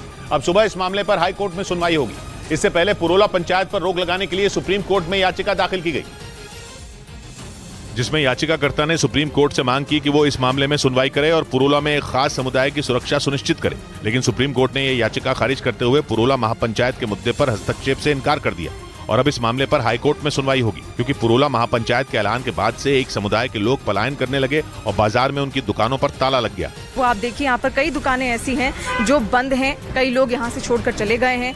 उत्तरकाशी के पुरोला में महापंचायत से पहले लव जिहाद के विरोध में प्रदर्शन भी हुए। उधर उत्तरकाशी के पुरोला के बाद देहरादून में भी धारा 144 लगा दी जा सकती है, क्योंकि मुस्लिम समुदाय ने वहाँ 18 जून को महापंचायत बुलाने का ऐलान कर दिया है, जिसके बाद देहरादून का प्रशासन अलर्ट हो गया, क्योंकि उत्तरकाशी के पुरोला में महापंचायत के ऐलान की वजह से तनाव फैल गया, जिसके बाद तनाव की आंच देहरादून तक पहुंच गई, क्योंकि मुस्लिम समुदाय ने वहां 18 जून को महापंचायत बुलाने का ऐलान कर दिया, जिसके बाद देहरादून पुलिस ने वहां भी धारा 144 लगाने के संकेत दिए। शांति व्यवस्था भंग हो तो उसको हम करने की अनुमति किसी को नहीं दी जाएगी। खत्म बात सर। 144 की धारा लगाने सब लगेगा जो भी है। देहरादून में मुस्लिम समुदाय की महापंचायत के ऐलान को पुरोला महापंचायत का जवाब माना जा रहा है, जिसके बाद देहरादून में सुरक्षा बढ़ा दी गई।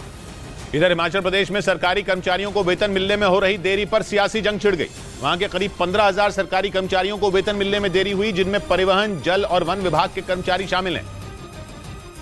जिन्हें वेतन मिलने में हुई देरी पर सियासी घमासान छिड़ गया और बीजेपी ने इस मुद्दे पर हिमाचल प्रदेश की सुक्खू सरकार को घेर लिया। सरकारी कर्मचारियों को उनका वेज देना अब ये कहेंगे हमारी गारंटी में नहीं है, जिसके बाद हिमाचल के सीएम के सलाहकार ने बीजेपी को जवाब दिया और राज्य की पिछली सरकार को इस आर्थिक तंगी के लिए जिम्मेदार ठहराया। 11,000 करोड़ रुपए की जो लायबिलिटीज मिली है, चैलेंज तो प्रेजेंट गवर्नमेंट के सामने है।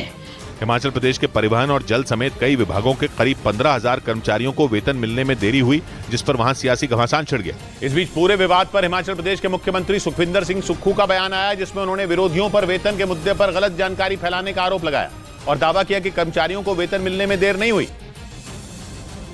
एक भी विभाग आज मुझे बता दीजिए जिसको सैलरी ना मिलती हो। तेजी से हमारी सरकार कार्य कर रही है तो उनके पास कहने को कुछ नहीं है। उधर गिरफ्तारी के बाद तमिलनाडु के बिजली मंत्री सेंथिल बालाजी अस्पताल में भर्ती करवाए गए।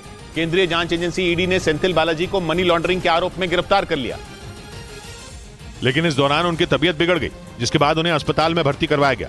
गिरफ्तारी से पहले वो अपनी कार में फूट फूट कर रोते दिखाई दिए। एक दिन पहले ही सेंथिल बालाजी के कई ठिकानों पर ईडी ने छापेमारी की थी। इतना ही नहीं, मनी लॉन्ड्रिंग के आरोप में घिरे सेंथिल बालाजी से ईडी ने कई घंटे पूछताछ भी की, लेकिन बाद में गिरफ्तारी के दौरान ही उनकी तबीयत बिगड़ गई। जानकारी के मुताबिक उन्हें सीने में दर्द की शिकायत हुई, जिसके बाद उन्हें अस्पताल में भर्ती करवाया गया। इधर राजस्थान के अजमेर में एक होटल के कर्मचारियों की पिटाई के मामले में आईपीएस अधिकारी सुशील कुमार बिश्नोई सस्पेंड कर दिए गए।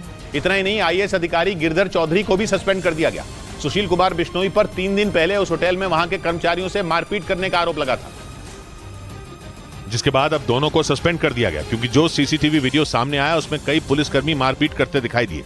आरोप है कि नशे की हालत में आईपीएस अधिकारी सुशील कुमार बिश्नोई ने भी उस होटल के कर्मचारियों के साथ मारपीट की, जबकि अजमेर विकास प्राधिकरण के कमिश्नर आईएएस अफसर गिरधर चौधरी पर लापरवाही बरतने का आरोप लगा, जिसके बाद दोनों को सस्पेंड कर दिया गया।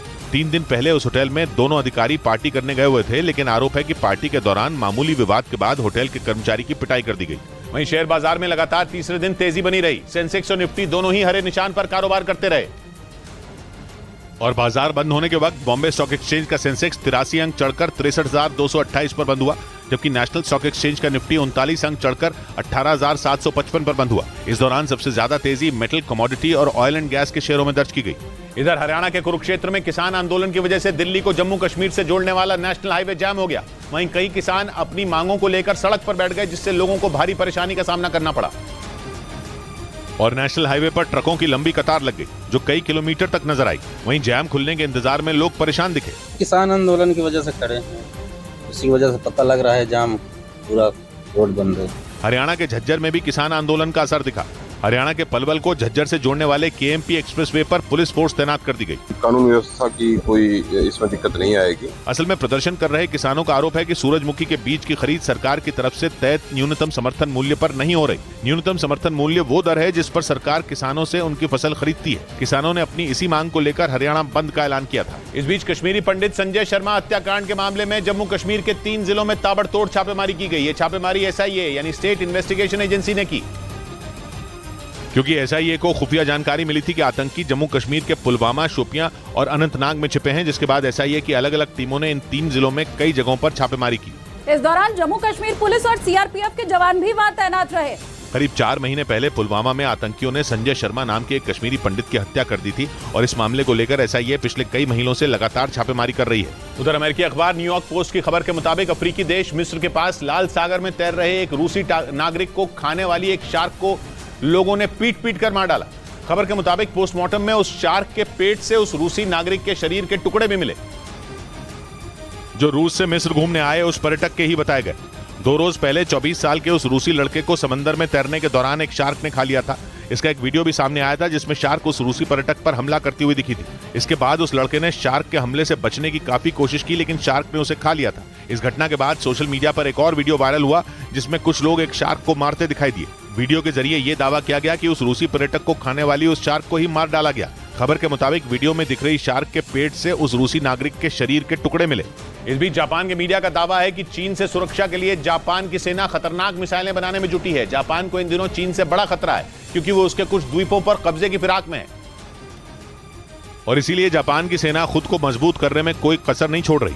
जापान के मीडिया के मुताबिक वहां की सेना इन दिनों क्रूज के साथ साथ हाइपरसोनिक मिसाइलें बनाने में भी जुटी है। इस बड़े सैन्य प्रोजेक्ट के लिए जापान की सेना ने हथियार बनाने वाली वहां की एक बड़ी कंपनी के साथ 58 बिलियन येन यानी भारतीय रुपयों में करीब 3,400 करोड़ का सौदा किया, क्योंकि चीन की नजर जापान के ओकिनावा, शिनकाकू और मियाको समेत कुछ दूसरे द्वीपों पर है, जिसे देखते हुए जापान अपनी सैन्य ताकत बढ़ा रहा है। खबर है कि जापान की नई घातक मिसाइलें 2032 तक उसकी सेना को मिल जाएंगी।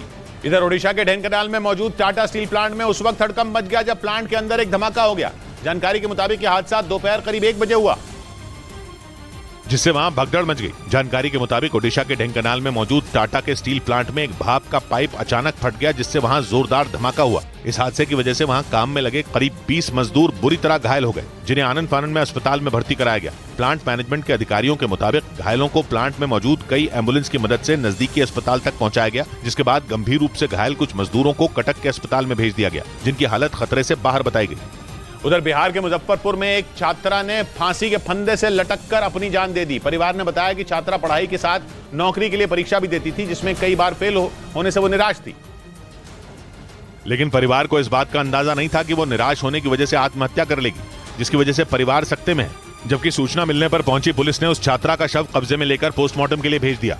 पुलिस से मिली जानकारी के मुताबिक उस छात्रा का नाम श्रुति रानी था और वो बीकॉम की पढ़ाई कर रही थी। हालांकि पुलिस परिवार वालों का बयान दर्ज करके आगे की कार्रवाई में जुट गई। इधर उत्तर प्रदेश के सहारनपुर से रोंगटे खड़े कर देने वाला एक वीडियो सामने आया। वहां एक तेज रफ्तार डंपर ने सामने से आ रही एक कार को टक्कर मार दी, जिसका वीडियो डराने वाला था। इस वीडियो में सड़क पर एक सफेद रंग की कार नजर आई, जिसके सामने की तरफ से एक डंपर आता दिखा। वीडियो में नजर आया कि तेज रफ्तार की वजह से वो डंपर बेकाबू हो गया और उसने जाकर सीधे कार को टक्कर मार दी।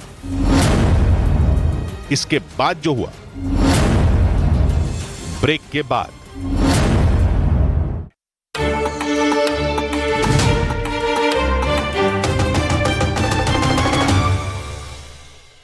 गया, जिसे देखते हुए प्रशासन अलर्ट हो गया। गुजरात के 8 जिलों में एनडीआरएफ की 18 और एसडीआरएफ की 12 टीमों को तैनात किया गया। इसके अलावा बिपरजॉय तूफान से निपटने के लिए बीएसएफ और सेना को भी जरूरी सामान के साथ तैनात किया गया। गुजरात के कच्छ में 4, जामनगर में 2, मोरबी में 1, राजकोट में 3, देवभूमि द्वारका में 3, पोरबंदर में 1, सोमनाथ में 1, वलसाड़ में 1 और जूनागढ़ में भी 1 टीम तैनात कर दी गई, क्योंकि मौसम विभाग ने अनुमान जताया कि इन इलाकों में बिपरजॉय तूफान का ज्यादा असर देखा जाएगा, जिसे देखते हुए प्रशासन ने पहले से तैयारी कर ली। इस बीच गुजरात में बिपरजॉय तूफान से निपटने के लिए स्वास्थ्य विभाग भी पूरी तरह अलर्ट हो गया। इमरजेंसी सेवाओं के लिए अस्पताल तैयार किए गए, क्योंकि बिपरजॉय तूफान कुछ ही घंटों में गुजरात के कच्छ से टकराएगा, जिसमें भारी तबाही होने की आशंका जताई गई। इसी वजह से स्वास्थ्य विभाग को पूरी तैयारी के साथ अलर्ट मोड पर रहने के आदेश दे दिए गए। बिपरजॉय को लेकर बाद में जो आपात स्थिति अगर पैदा होती है तो यहाँ पर सारी तैयारियां कर ली गई है। न्यूज 18 की टीम गुजरात के कच्छ में मौजूद नलिया के सीएचसी केंद्र पहुंची, जहां आपात स्थिति से निपटने के लिए दवाइयों का स्टॉक बढ़ा दिया गया। इसके साथ ही ऑक्सीजन और अतिरिक्त बेड की भी व्यवस्था की गई। इसके अलावा अस्पताल के बाहर एम्बुलेंस खड़ी की गई, ताकि इमरजेंसी में मरीजों का रेस्क्यू किया जा सके। उधर तूफान बिपरजॉय के गुजरात के द्वारका जिले से टकराने से पहले ही वहां के हालात बिगड़ने शुरू हो गए, क्योंकि तूफान के असर की वजह से वहां मूसलाधार बारिश शुरू हो गई। भारी बारिश की वजह से निचले इलाकों में पानी तक भरना शुरू हो गया। और तूफान बिपरजॉय के टकराने से पहले ही द्वारका में समंदर अपने विकराल रूप में दिखाई दिया। तूफान के असर की वजह से समंदर में करीब 20 फीट ऊंची लहरें उठ रही हैं। देखकर ऐसा लगा जैसे समंदर की ये लहरें किनारों को तोड़कर पूरे शहर को ही निकल जाएंगी। मौसम विभाग के मुताबिक कुछ ही घंटे बाद तूफान बिपरजॉय गुजरात के तट से टकराएगा, लेकिन उससे पहले ही वहाँ भयानक बारिश शुरू हो गई। जैसे जैसे तूफान पास आ रहा है, हवा की रफ्तार भी बढ़ती जा रही है। यहाँ पर ये तूफान दस्तक देगा बिपरजॉय, जिसमें हवा की जो गति होगी वो 120 से 150 किलोमीटर प्रति घंटे की रहेगी और यहाँ पर खड़े होना भी मुश्किल हो गया है। मौसम विभाग के मुताबिक द्वारका में तूफान का सबसे ज्यादा असर होगा। इसी वजह से प्रशासन ने जिले में रेड अलर्ट जारी कर दिया और लोगों के समंदर के नजदीक जाने पर भी रोक लगा दी। बड़ी खबर है, गुजरात के समुद्र तट पर पहुंच रहे चक्रवाती तूफान बिपरजॉय पर कुछ ही घंटों में तूफान गुजरात से टकराने वाला है, लेकिन उसके पहुंचने से पहले ही गुजरात के समुद्र तट पर जबरदस्त तबाही दिखने लगी है। वहां समुद्र तट से लगने वाले इलाकों में जोरदार बारिश होने के साथ ही तेज हवाएं चलने लगी। द्वारका और राजकोट में इस तूफान की वजह से पहले ही हाई अलर्ट घोषित किया जा चुका है और अब वहां समंदर में उठने वाली लहरें कई फीट तक पहुंचने लगी हैं। ये हाल तब है जब बिपरजॉय अभी गुजरात के समुद्री तट से दूर है। यही वजह है कि लोग इस बात से खौफ में हैं कि कुछ घंटों बाद जब तूफान गुजरात से टकराएगा तो क्या होगा, क्योंकि बिपरजॉय तूफान के आने से पहले ही गुजरात के कई जिलों में तबाही का मंजर दिखने लगा।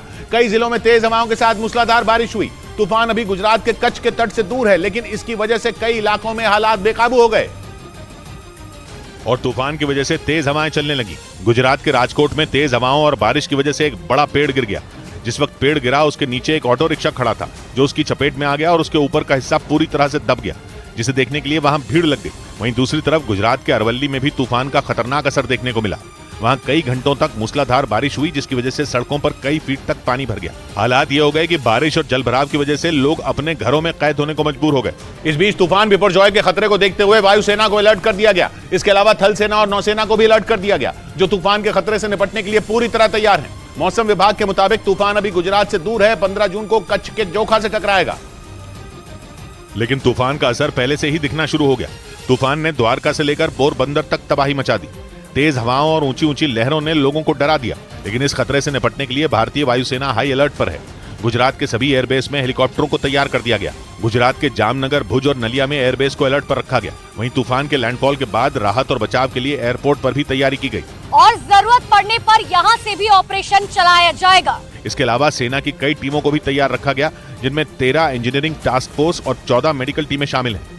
उधर बिपरजॉय के खतरे की वजह से 69 ट्रेनें रद्द कर दी गईं। कई ट्रेनों के रूट बदल दिए गए, जिसकी वजह से यात्रियों को काफी परेशानी का सामना करना पड़ा। मौसम विभाग ने गुजरात के 8 जिलों में तूफान का सबसे ज्यादा खतरा बताया, जिसकी वजह से इन इलाकों में तेज हवाओं के साथ जोरदार बारिश होने लगी। ऐसे में यहाँ एनडीआरएफ और एसडीआरएफ की कई टीमें तैनात कर दी गई। अनुमान यह है कि जैसे जैसे तूफान करीब आएगा, ये और तबाही मचाएगा। ऐसे में पश्चिम रेलवे अलर्ट हो गया और कई ट्रेनों को रद्द कर दिया गया। इसके अलावा कई ट्रेनों का रूट भी बदल दिया गया, जिसकी वजह से सफर करने वाले लोगों को दिक्कत का सामना करना पड़ा। रेलवे ने गुजरात जाने वाली 69 ट्रेनें रद्द कर दी, जिसमें वेरावल राजकोट एक्सप्रेस, वेरावल पोरबंदर एक्सप्रेस और बांद्रा टर्मिनस भुज एसी सुपरफास्ट एक्सप्रेस जैसी कई ट्रेनें शामिल हैं। इसके अलावा राजस्थान और मध्य प्रदेश से आने वाली कई ट्रेनों को भी रद्द कर दिया गया। वहीं तूफान के आने से पहले ही द्वारका से पोरबंदर तक समंदर की ऊंची ऊंची लहरों ने डरा दिया। मौसम विभाग ने कच्छ के अलावा द्वारका और पोरबंदर के तटीय इलाकों में भी तूफान के टकराने का अनुमान जताया। ऐसे में तूफान के आने से पहले ही इन इलाकों में तबाही मच गई और द्वारका में समुद्र में ऊंची लहरें उठने लगी, जिन्हें देखकर डर लगने लगा, क्योंकि तूफान के आने से पहले ही ऐसा लगने लगा कि समंदर के अंदर सब समा जाएगा, जिसकी वजह से वहां चेतावनी वाला बोर्ड लगाया गया और लोगों से समुद्र के किनारे न जाने की अपील की गई। लहरें आप देख सकते हैं उफान पर है और यहाँ पर जो समंदर के पानी का रंग है वो भी बिल्कुल काला हो चुका है। इसके अलावा पोरबंदर के तटीय इलाकों में भी समुद्र उफान पर आ गया। यहाँ समुद्र का पानी बाहर आने की वजह से चौपाटी वाली जगह आम लोगों के लिए बंद कर दी गई, क्योंकि मौसम विभाग ने पहले ही अनुमान जताया था कि पोरबंदर के तटीय इलाकों में भी तूफान का असर देखा जाएगा। चौपाटी के जो वॉकवे है उसमें भी पानी आ गया है, समुद्र से अंदर से पत्थर बाहर निकल के आ गया है। वहीं गुजरात के नवसारी में भी समुद्र में ऊंची ऊंची लहरें उठने लगी, जो खतरनाक लगी। वहां के तटीय इलाकों के आसपास बसे गाँव में तो समुद्र का पानी घुस गया, जिसकी वजह से लोगों की मुश्किलें बढ़ गईं। इसी बीच चक्रवाती तूफान बिपरजॉय के खतरे को देखते हुए गुजरात के कच्छ में निचले इलाकों में रहने वाले लोगों को सुरक्षित जगह पहुंचाया गया। तूफान कई जिलों से होकर गुजरेगा और कई इलाकों में बहुत ज्यादा नुकसान की आशंका जताई गई, जिसके बाद वहां से लोगों को सुरक्षित जगह पर शिफ्ट किया गया। लेकिन जखौ इलाके के आखिरी गांव आशीरावाट के लोग अपना घर छोड़ना नहीं चाहते। बात सही है, गांव तो पूरा खाली कर रहा है, लेकिन हमारा गांव जो ढोर भैंस है उसके लिए चरोचार के लिए कौन करेगा। उधर कच्छ के मांडवी में प्रशासन ने मुनादी करवाई, लोगों को नगर पालिका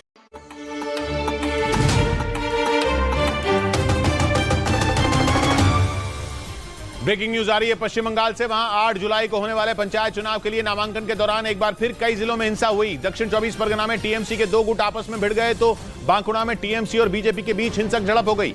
झड़प के दौरान वहां बमबाजी भी हुई। दोनों ही जगहों पर पुलिस को हंगामे को शांत कराने के लिए लाठीचार्ज करना पड़ा। वहीं बीजेपी ने टीएमसी पर गुंडागर्दी का आरोप लगाकर कोलकाता में जमकर प्रदर्शन किया। आरोप है कि कई जगहों पर उम्मीदवारों को नामांकन करने से रोका जा रहा है और इसी मुद्दे पर दक्षिण 24 परगना में टीएमसी के 2 गुट आपस में भिड़ गए। हंगामे की शुरुआत पर्चा भरने से रोकने के आरोप पर हुई, जो देखते ही देखते मारपीट में बदल गई, जिसके बाद पुलिस ने टीएमसी कार्यकर्ताओं को खदेड़ने के लिए उन पर लाठीचार्ज शुरू कर दिया। इस कार्रवाई से वहां अफरा तफरी मच गई।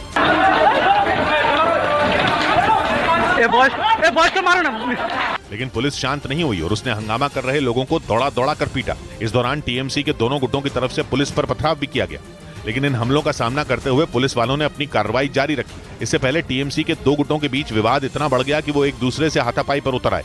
इस बीच कुछ कार्यकर्ताओं ने एक दूसरे को निशाना बनाकर बमबाजी भी की, जिसमें पुलिस वालों के साथ कुछ लोग भी घायल हो गए। बाद में पुलिस ने बड़ी मुश्किल से इस हंगामे को शांत कराया। और दक्षिण 24 परगना की तरह पश्चिम बंगाल के बांकुड़ा में भी पंचायत चुनाव को लेकर जमकर बवाल हुआ। वहां बीजेपी और टीएमसी के बीच नामांकन करने के मुद्दे पर झड़प हो गई, जिसमें एक के बाद एक कई बम फेंके गए, जिसकी वजह से बांकुड़ा का वो इलाका बमों की आवाज से थर्रा उठा।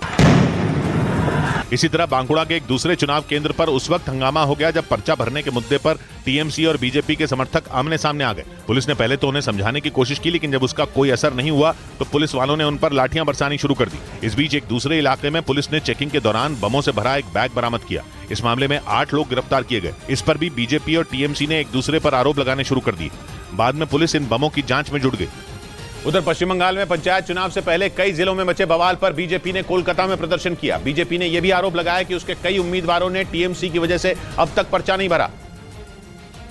और इस मुद्दे पर शुभेंदु अधिकारी की अगुवाई में बीजेपी के कई नेताओं और कार्यकर्ताओं ने राज्य निर्वाचन आयोग के दफ्तर के बाहर प्रदर्शन किया। उनका आरोप है कि 50 से ज्यादा ब्लॉक में बीजेपी के उम्मीदवारों को पर्चा भरने से रोका जा रहा है। बीजेपी ने इसके लिए टीएमसी को जिम्मेदार ठहराया। ये गणतंत्र का हत्या है। ममता बनर्जी तानाशाही कर रही है। इस प्रदर्शन में बीजेपी ने उन उम्मीदवारों को भी शामिल किया जो अब तक नामांकन नहीं कर पाए। पार्टी ने मांग की कि राज्य चुनाव आयोग इस पर तुरंत एक्शन ले। इस दौरान वहां मौजूद पुलिस लगातार प्रदर्शनकारियों को हटाने की कोशिश करती रही। इधर उत्तर प्रदेश के सहारनपुर से रोंगटे खड़े कर देने वाला एक वीडियो सामने आया। वहां एक तेज रफ्तार डंपर ने सामने से आ रही एक कार को टक्कर मार दी, जिसका वीडियो डराने वाला था। इस वीडियो में सड़क पर एक सफेद रंग की कार नजर आई, जिसके सामने की तरफ से एक डंपर आता दिखा। वीडियो में नजर आया कि तेज रफ्तार की वजह से वो डंपर बेकाबू हो गया और उसने जाकर सीधे कार को टक्कर मार दी और वो काफी दूर तक उसे घसीटता चला गया। इस दौरान कार में बैठे 2 लोग गंभीर रूप से घायल हो गए, जिन्हें इलाज के लिए अस्पताल में भर्ती कराया गया। वहीं आसपास मौजूद लोगों ने इस घटना के बाद डंपर के ड्राइवर को उतारकर पीटा और फिर उसे पुलिस के हवाले कर दिया। उधर पश्चिमी मीडिया ने दावा किया कि रूस के राष्ट्रपति पुतिन ने यूक्रेन से बातचीत के लिए कुछ शर्तें रख दी। पुतिन ने कहा कि जब तक पश्चिमी देश यूक्रेन को हथियार देना बंद नहीं करेंगे तब तक ये जंग नहीं रुकेगी। मतलब ये कि यूक्रेन जंग और भी भयंकर होगी। पश्चिमी मीडिया के मुताबिक यूक्रेन जंग के लिए पुतिन ने पश्चिमी देशों और खासतौर पर अमेरिका को जिम्मेदार ठहरा दिया, क्योंकि अमेरिका अब तक यूक्रेन को 32 करोड़ 50 लाख डॉलर यानी भारतीय रुपयों में करीब 2600 करोड़ रुपए के हथियार दे चुका है, जिनकी वजह से यूक्रेन 15 महीनों से न सिर्फ जंग में टिका हुआ है बल्कि तगड़ा पलटवार भी कर रहा है। खबर है कि इसी से परेशान पुतिन अब जंग खत्म करना चाहते हैं और इसीलिए उन्होंने जंग रोकने के लिए यूक्रेन से बातचीत की शर्त रख दी। उधर यूक्रेन युद्ध में खुद पुतिन ने रूस की फौज के पास हथियारों और टैंकों की कमी की बात कबूल की। पहली बार उन्होंने ये माना कि जंग लड़ रहे उनके जवानों तक तेजी से हथियार नहीं पहुंच रहे। पश्चिमी मीडिया लगातार यह दावा करता आया है कि रूसी सेना हथियारों की कमी से जूझ रही है, लेकिन अब रूस के राष्ट्रपति व्लादिमीर पुतिन ने भी यह मान लिया कि उनके जवानों तक हथियार तेजी से पहुंचाने की जरूरत है। पुतिन ने कहा कि उनके पास सटीक हमला करने वाले ड्रोन, हथियार और आधुनिक टैंकों की कमी है। इस कमी को पूरा करने के लिए रूस में हथियारों का उत्पादन करीब 2.5 गुना तक बढ़ाया जाएगा। В ходе специальной военной операции стало понятно, что многих вещей не хватает. पुतिन ने माना कि जंग के मैदान में उनके सैनिकों तक गोला बारूद तेजी से नहीं पहुंच रहा। दावा है हथियारों की कमी की वजह से रूसी सेना की हमलों की धार कम हो चुकी है। यूक्रेन जंग के बीच ऐसा पहली बार है जब रूस के राष्ट्रपति ने सैनिकों के पास हथियारों की कमी की बात मानी। साथ ही उन्होंने पश्चिम के देशों पर युद्ध को और भड़काने का आरोप भी लगाया। इस बीच पश्चिमी मीडिया ने दावा किया कि यूक्रेन के जवाबी हमलों से नेटो खुश हो गया और नेटो चीफ ने उम्मीद जताई कि रूस और यूक्रेन में अगर बातचीत हुई तो इसका फायदा यूक्रेन को होगा। उनका मानना है कि इन हमलों की वजह से यूक्रेन रूस पर दबाव बना पाएगा, क्योंकि यूक्रेन ने रूस के कब्जे वाले इलाकों पर ऐसा पलटवार किया कि रूस के सैनिकों को अपने पैर पीछे खींचने पड़ गए। इतना ही नहीं, पश्चिमी मीडिया ने दावा किया कि जेलेंस्की की सेना ने बखमूत में रूस की सेना पर जोरदार हमले किए, जिससे रूस को काफी नुकसान उठाना पड़ गया। ऐसे में नेटो चीफ येंस स्टोल्टनबर्ग ने दावा किया कि अगर पुतिन और जेलेंस्की में बातचीत होगी तो इसमें जेलेंस्की ज्यादा मजबूत स्थिति में होंगे और वो पुतिन पर दबाव बना पाएंगे। इसके साथ ही नेटो चीफ ने दावा किया कि जेलेंस्की रूस के कब्जे से जापोरिजिया, लुहांस्क, डोनेस्क और खरसोन को भी फिर से आजाद करवाते हुए उनको अपनी मुट्ठी में कर सकते हैं। उधर इजराइल के कब्जे वाले वेस्ट बैंक में उसकी सेना और फिलिस्तीन के हथियारबंद लोगों में ऐसी जंग छिड़ गई कि बीच सड़क पर 2 घंटे तक गोलियां चलती रहीं। इजराइल और फिलिस्तीन के बीच जमीन का पुराना विवाद है और वेस्ट बैंक का इलाका भी विवादित है। इस वजह से वहां माहौल हमेशा गर्म रहता है। इस बार मामला तब शुरू हुआ जब इजराइल की सेना ने फिलिस्तीन के 19 साल के एक लड़के को मौत के घाट उतार दिया, जिस पर फिलिस्तीन के लोग इजराइल की सेना से भिड़ने के लिए बंदूकें लेकर सड़क पर उतर आए। इसके बाद दोनों तरफ से इतनी जबरदस्त फायरिंग हुई कि 2 घंटों तक रुकी ही नहीं। इजराइल ने दावा किया कि मरने वाला लड़का आतंकवादी था, इसलिए उसने उसकी तलाश में वेस्ट बैंक के एक शरणार्थी कैंप में छापा मारा और फिलिस्तीन के लड़के को ढेर कर दिया। 1967 की जंग जीतने के बाद इजराइल ने वेस्ट बैंक पर कब्जा कर लिया था, लेकिन वहां बड़ी तादाद में फिलिस्तीनी रहते हैं और वो अपने लिए जिस अलग देश की मांग करते हैं उसमें वेस्ट बैंक भी आता है। यही वजह है कि वेस्ट बैंक में आए दिन इजराइल की सेना और फिलिस्तीनी भिड़ते रहते हैं। उधर सीरिया के मीडिया ने दावा किया कि उसके पड़ोसी इजराइल ने सीरिया की राजधानी दमिश्क पर फिर एयर स्ट्राइक कर दी। इजराइल और सीरिया में ठनी पड़ी है और इजराइल का दुश्मन ईरान सीरिया का दोस्त है, इसलिए इजराइल आए दिन सीरिया पर हमले करता रहता है। और सीरिया के मीडिया ने दावा किया कि इजराइल ने एक बार फिर सीरिया की राजधानी दमिश्क पर हवाई हमले कर दिए ताकि सीरिया के साथ ईरान को भी धमकाया जा सके। बताया गया कि इजराइल के हमलों में एक सैनिक घायल हो गया, लेकिन सीरिया के एयर डिफेंस सिस्टमों ने इजराइल की कुछ मिसाइलों को फटने से पहले ही मार भी गिराया। इजराइल के पड़ोस में मौजूद सीरिया में 2011 से गृह युद्ध छिड़ा हुआ है और ईरान ने सीरिया की सरकार को विद्रोहियों से बचाए रखने के लिए अपनी जान लगाई हुई है। इसके लिए उसने सीरिया में अपने हजारों लड़ाके उतारे हुए हैं। इजराइल कहता है कि ईरान के वो लड़ाके सीरिया की सरकार की मदद करने के नाम पर इजराइल के खिलाफ साजिश रचते हैं, इसलिए इजराइल भी कसम खाए बैठा है कि वो सीरिया को ईरान का अड्डा नहीं बनने देगा। इस बीच तुर्की ने उत्तरी सीरिया में 41 कुर्द लड़ाकों को ढेर करने का दावा कर दिया। कुर्द लड़ाकों को तुर्की आतंकी मानता है क्योंकि कुर्द लड़ाकों ने पिछले 3 दशक से तुर्की की नाक में दम कर रखा है। यही वजह रही कि तुर्की किसी भी कीमत पर कुर्द लड़ाकों का सफाया करना चाहता है। तुर्की के रक्षा मंत्रालय के मुताबिक उसकी सेना ने उत्तरी सीरिया के एक इलाके में 41 कुर्द लड़ाकों को ढेर कर दिया। इतना ही नहीं, तुर्की के रक्षा मंत्रालय ने यह चेतावनी दी कि उसकी सेना कुर्द लड़ाकों के खिलाफ तब तक हमले करती रहेगी जब तक कि उनका सफाया नहीं हो जाता। कुर्द लड़ाके पिछले 3 दशकों से तुर्की में खौफ पैदा करने की कोशिश में हैं। उन पर वहां कई शहरों में धमाके करने के आरोप लगते आए हैं। यही वजह है कि तुर्की की सेना लगातार कुर्द लड़ाकों के खिलाफ ऑपरेशन चलाती रहती है। इधर मध्य प्रदेश के दमोह के गंगा जमुना स्कूल पर नगर पालिका का एक्शन शुरू हो गया। वहां स्कूल में किए जा रहे अवैध निर्माण पर नगर पालिका का हथौड़ा चला। इससे पहले नगर पालिका ने स्कूल प्रबंधन को नोटिस जारी कर अवैध निर्माण पर जवाब मांगा था। इसी स्कूल पर छात्राओं को हिजाब पहनने के लिए मजबूर करने और धर्म परिवर्तन के लिए उकसाने के आरोप लगे थे। लेकिन अब इस स्कूल पर बिना इजाजत बिल्डिंग निर्माण का आरोप लगा, जिसकी वजह से नगर पालिका की टीम पुलिस के साथ वहां पहुंची और फिर वहां मजदूरों ने हथौड़े से बन रही इमारत को गिराने का काम शुरू कर दिया। कबूल किया है कि हमने स्वीकृति नहीं ली है क्योंकि वो अवैध था, इसलिए हमने उनके जवाब से संतुष्ट नहीं है, इसलिए उसको तोड़ रहे हैं।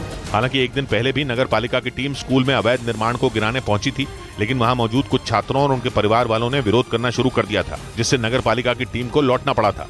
इस बीच दिल्ली में पैदल चल रहे एक शख्स के बस से कुचले जाने के बाद जमकर बवाल हो गया। वहां पर मौजूद लोगों ने बस पर जमकर पथराव कर दिया और बस को चकनाचूर कर दिया।